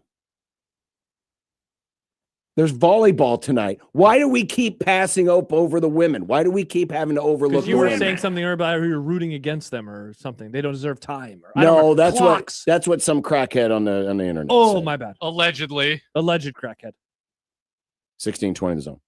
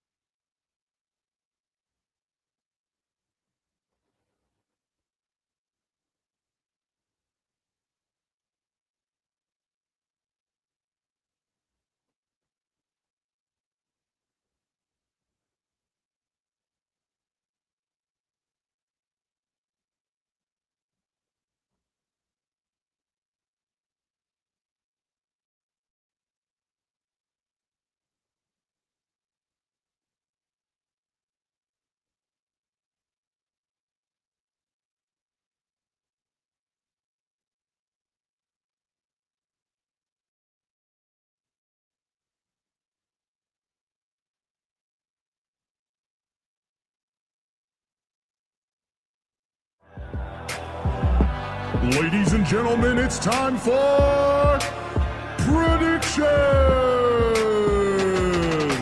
Over, bet the over. Vikings in the over. The champ is here. The future champ is here. You say that now, old man. You say that now. I know what I'm doing. This is my time to shine. The most important football games. The playoffs are here. You know, the biggest early season basketball games that I will definitely watch. Sometimes turds can be shiny too, Josh. Yeah, what's your excuse? I don't have one. For being dull, because you're a turd. Well, I told you last week I'm going to play this round with my brain tied behind my back just to try to make it fair because you guys never interesting. win.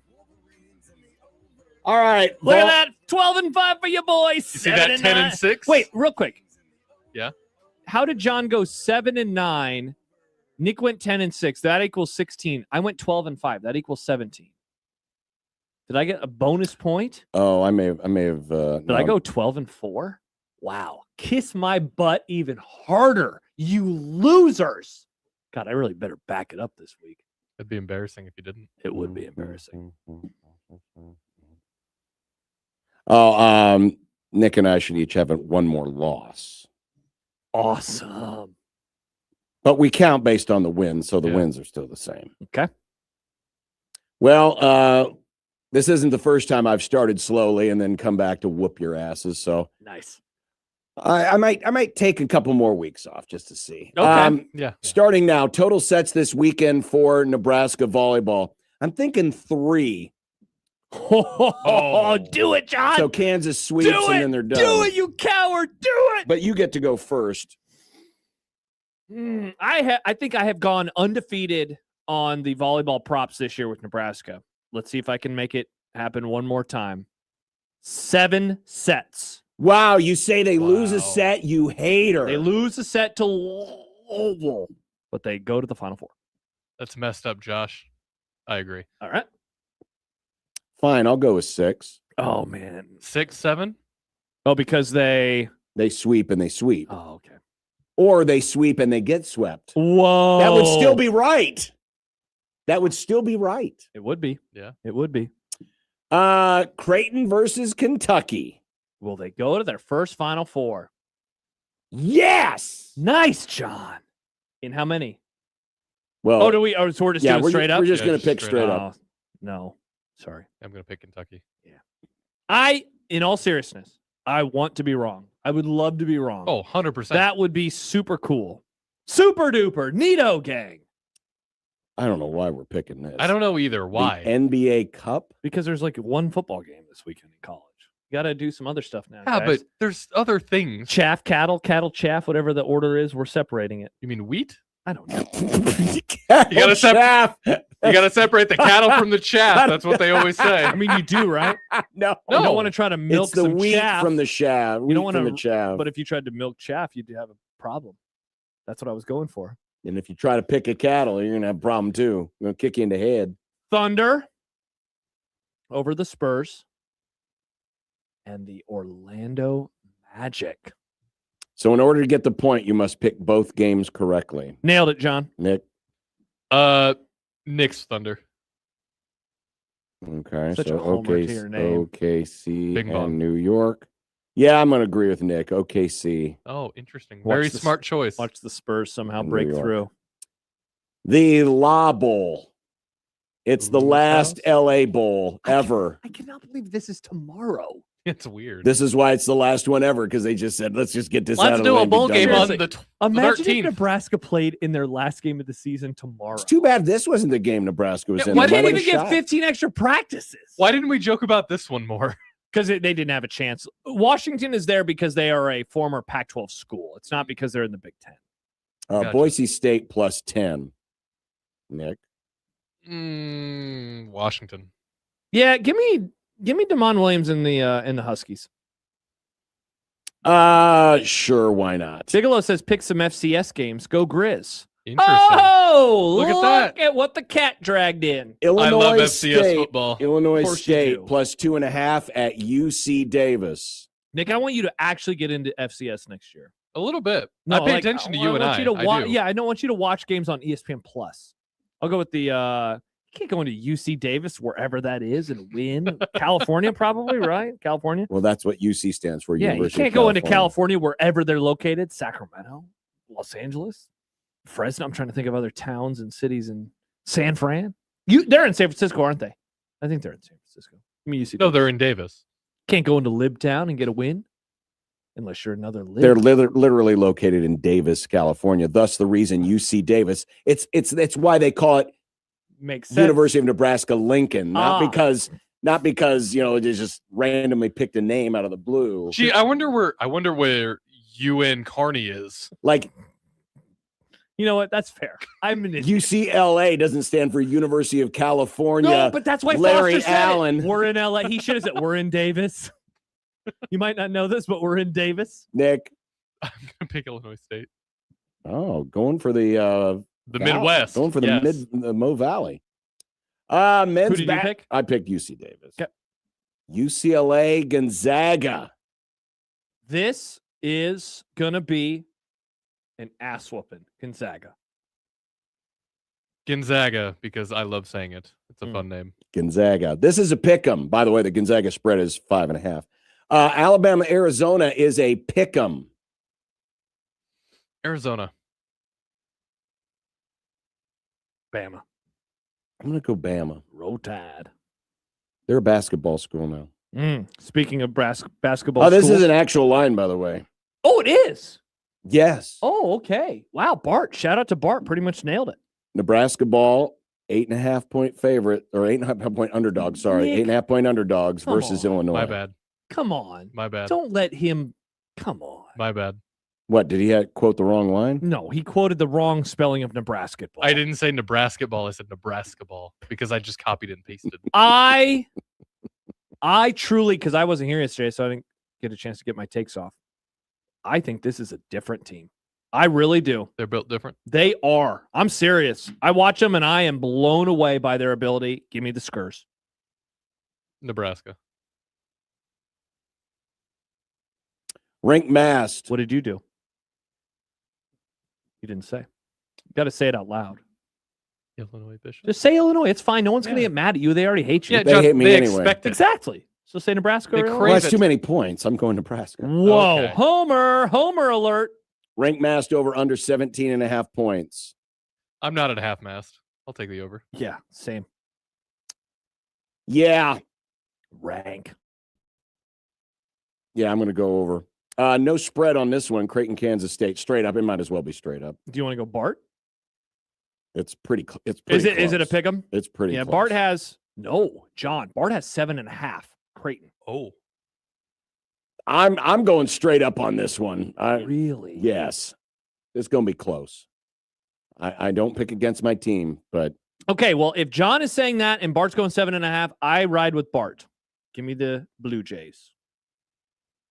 I'm going to pick Kansas State. Whoa. you're a hater. Pain train for John, if that's the case. Sorry, John. Bills and Patriots. Bills Oh. minus I 1.5. assume you're taking Creighton. Yeah, I said I was taking. Oh, sorry, I missed it. I'm Ugh. going Patriots. Patriots. Are you saying wrong team? Yeah. Bills begin their Super Bowl run. Give me. You say that every year. I picked Baltimore before the And year. yet you still come back to the Bills. Well, here I Every am. year. Here I am.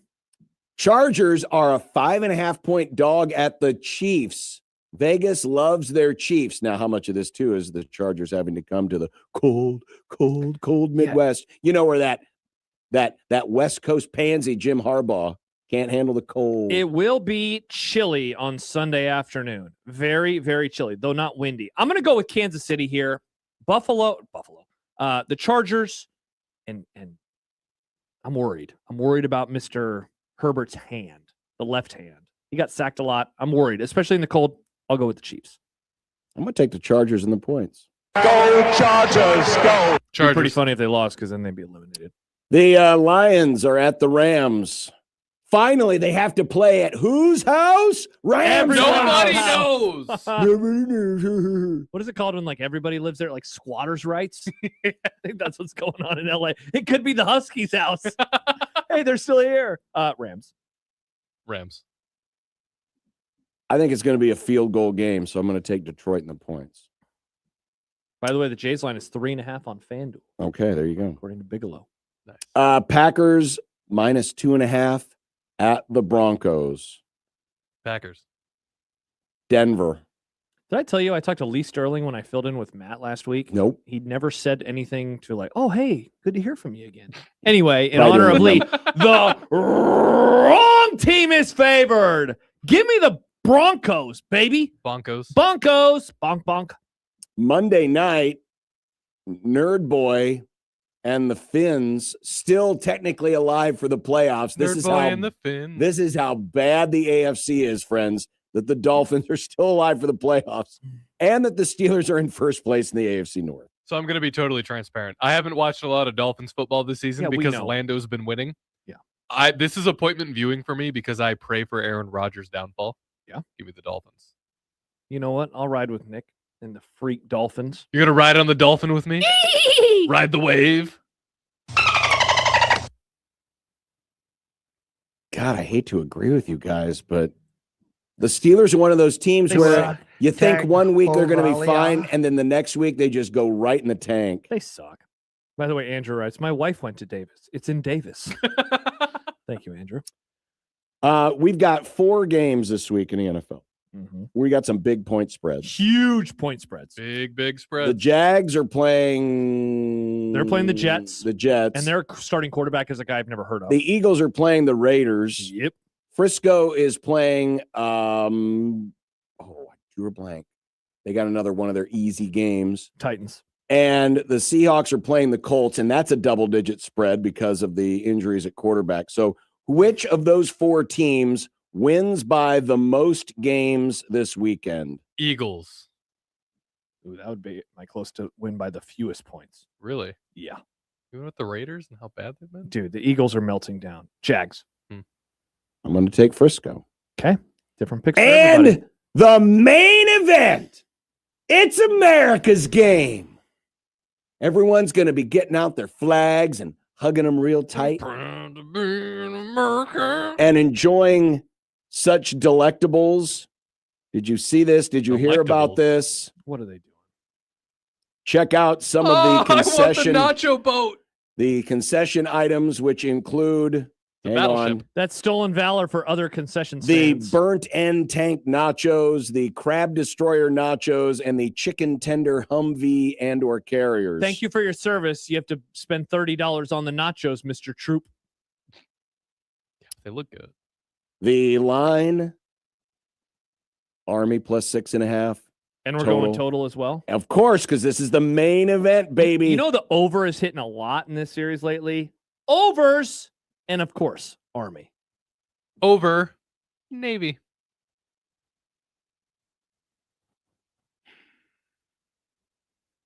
Navy and the overs. Oh, great question from Jordan. Where are the sub sandwiches? Get it? Yeah. That is a good question. Seriously, it's a great question. That is a good question. And that, my friends, is prediction. All right, Nick, time for some content. We're got 45 seconds. Have so much time. Let's see if we can do one question in content. Okay. The Heisman will be awarded tomorrow. Are you watching? No. No. Are you? Well, I'm assuming what time is that? 7? It's at 7 before the LA Bowl. So you actually might see it because you'll be tuned into the LA Bowl. No, I'll be tuned into the Creighton volleyball match. No, that'll be over by then. Well, they're playing at 4. Yeah, but it could go more than 2 hours. If Okay. it goes 5 like these matches usually do, that's true. It could run maybe a little long. Mm-hmm. Another quick one. You going to watch the LA Bowl? Either of you? No. Cool. Watching Knives Out. Nice. Yep. All right, we'll be back. 1620 zone.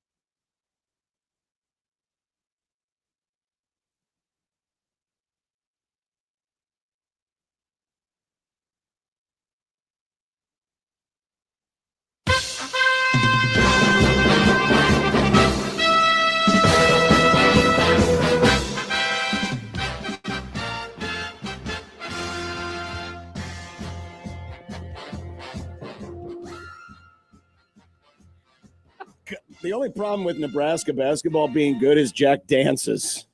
That's the only problem? This is really scary. Watching you move like that, I don't think it's supposed to move like that. It's Friday. I'm in a good mood. The week is almost over. We got a good sports weekend coming up. All of the University of Nebraska teams that are currently playing and not in their postseason, well, the volleyball teams in their postseason are unbeaten. Yeah. Nebraska basketball is number 3 in the RPI. Arguably the best team in the nation. Wait, people still use the RPI? It is still available. It's still available, but they don't use it anymore. You can still look it up though, and they did at one time. What are they in the BCS? what's the Massey say about Nebraska? Number 7 in the UPI poll. The coaches still have a poll. I mean, it's still out there. That is so weird. It is. Got to be useful. Before we get into whatever you guys want to jump into, I think we need some kudos for me right now. What?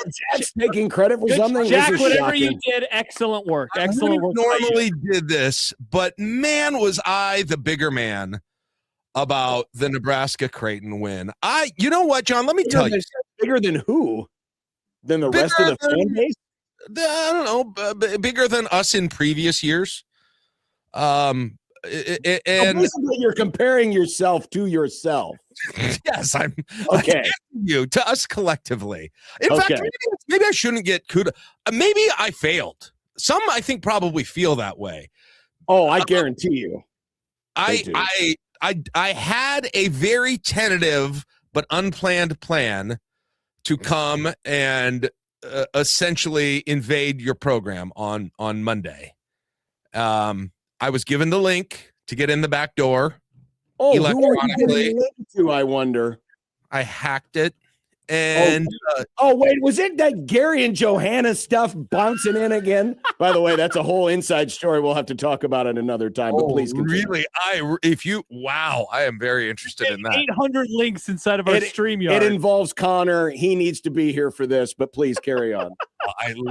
I mean, listen, you guys don't know anything about the rivalry here. I mean, that's one thing you guys don't know anything. That's our side, Jack. Wow, this feels weird. Together. Wow. But no, they are. So you were wanting to do a run-in, is what you're saying. Real quick about them, listen, I will give it. They are. It's pretty cool to have the number 2 morning show in Lincoln in your building. But in any case, I was going, and then it was just a busy afternoon, and my daughter got sick. I had to pick her up from school, and I listened to a little of you, and you sounded so, oh God, you were just so despondent. It was not even you were not. Monday? No, not during the broadcast. I was, but on Monday, I didn't think so. Yeah, afterwards, you were. I don't know.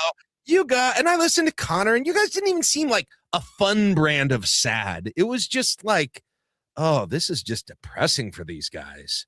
They don't know how to do this, and you should teach them, Jack. You should teach Connor and John how to be sad fans. I do not want to learn how to be sad like Jack. I can put on like an in-service here at NRG Media for all of the Creighton people, and I can kind of teach you how to be sad in a way that's entertaining to your listeners.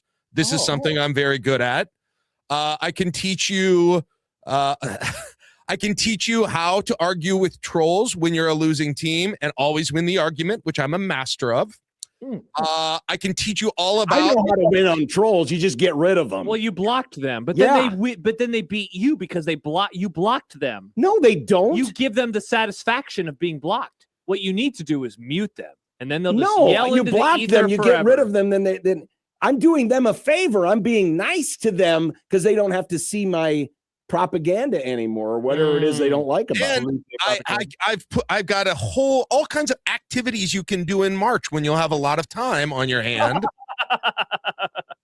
I know a lot of these that you just probably aren't aware of. So if you guys need that, I feel like you do. I'm good, man. Are you good? I don't know. You forget I'm a Cub fan. I'm used to this. As I've told you before, the Cubs have nothing on Nebraska basketball. Jack, I got a question for you, and a serious Nebraska basketball question. Because I watched them on Wednesday, and the word that kept coming to my mind was different. That they truly have a different look about them. And like there's a Michigan fan in our YouTube chat right now saying Nebraska fans cheering about a win over a bad Wisconsin team is comical to me. And that's fair, right? Dumbest. Hey, Chris, do you know what our history is?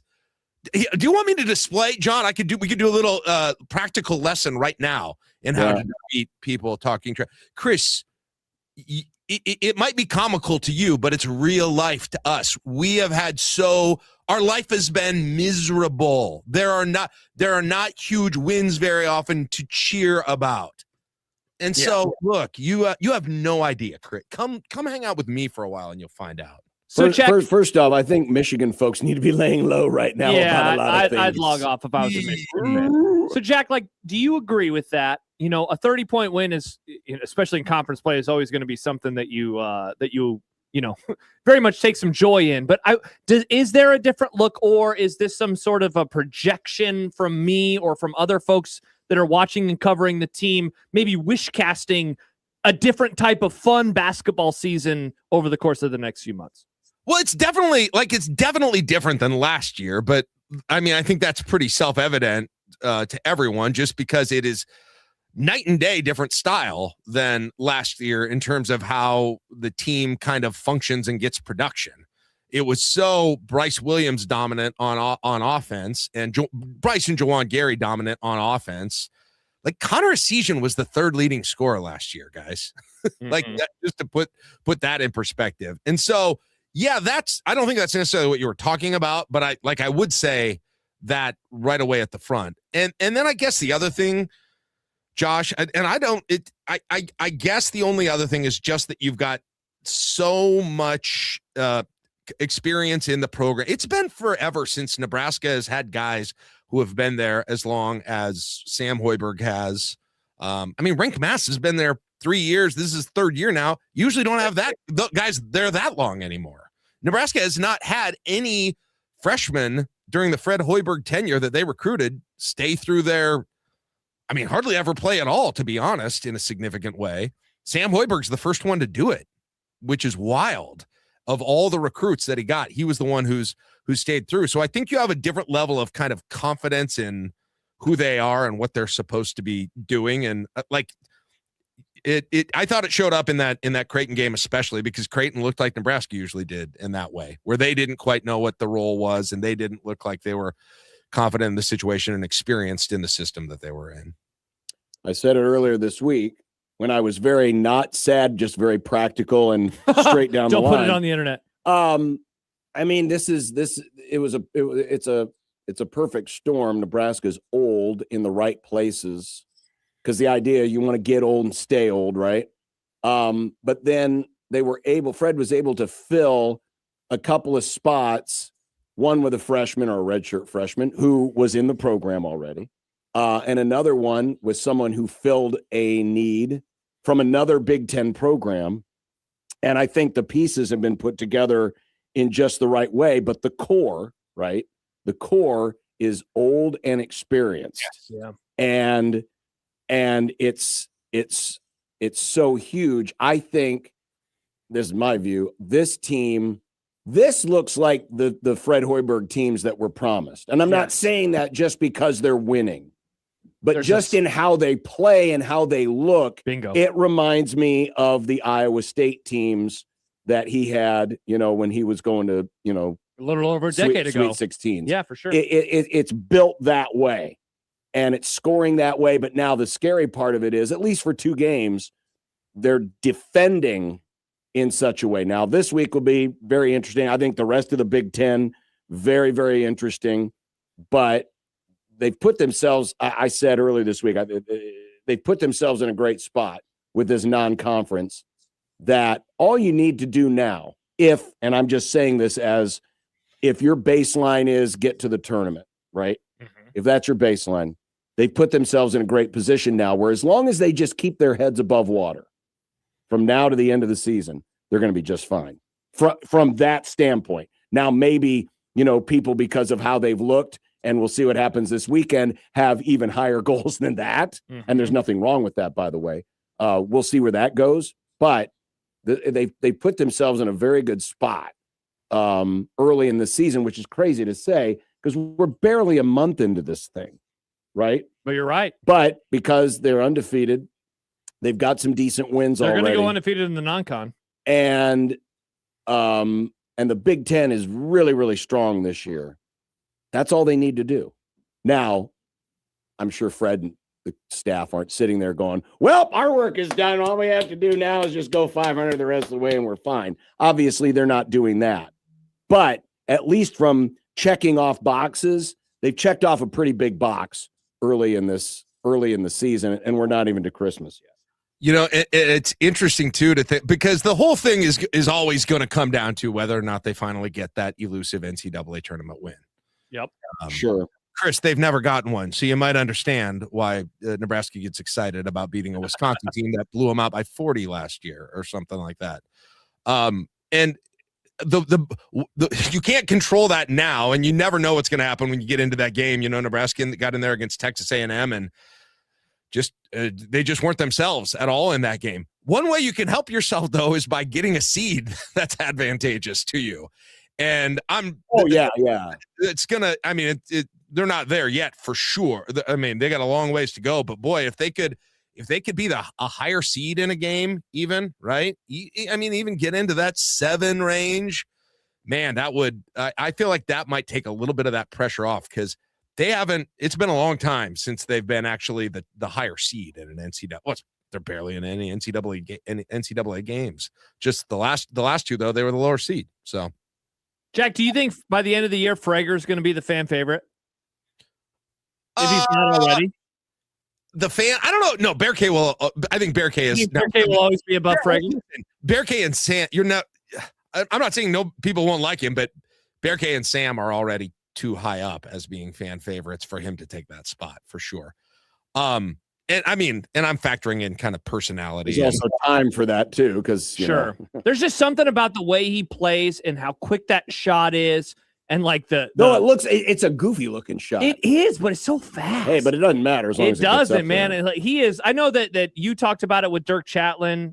Dirk has talked about him a little bit, and in that there have been these players in the state over the years where it's like, why hasn't Nebraska been able, or not really Creighton, but why hasn't Nebraska been able to identify that guy who turned into an awesome player at another school and developed into that type of player? Here's a red shirt at Nebraska who very quickly came onto the scene, and there's just something about his game. And maybe you're right. I mean, you bring up 2 great examples, Jack, of players that will probably be more popular throughout the year, but I don't know. I mean, as John said, I guess let's talk next year or so. I think there's something about this guy that he is very quickly going to become a fan favorite around the arena.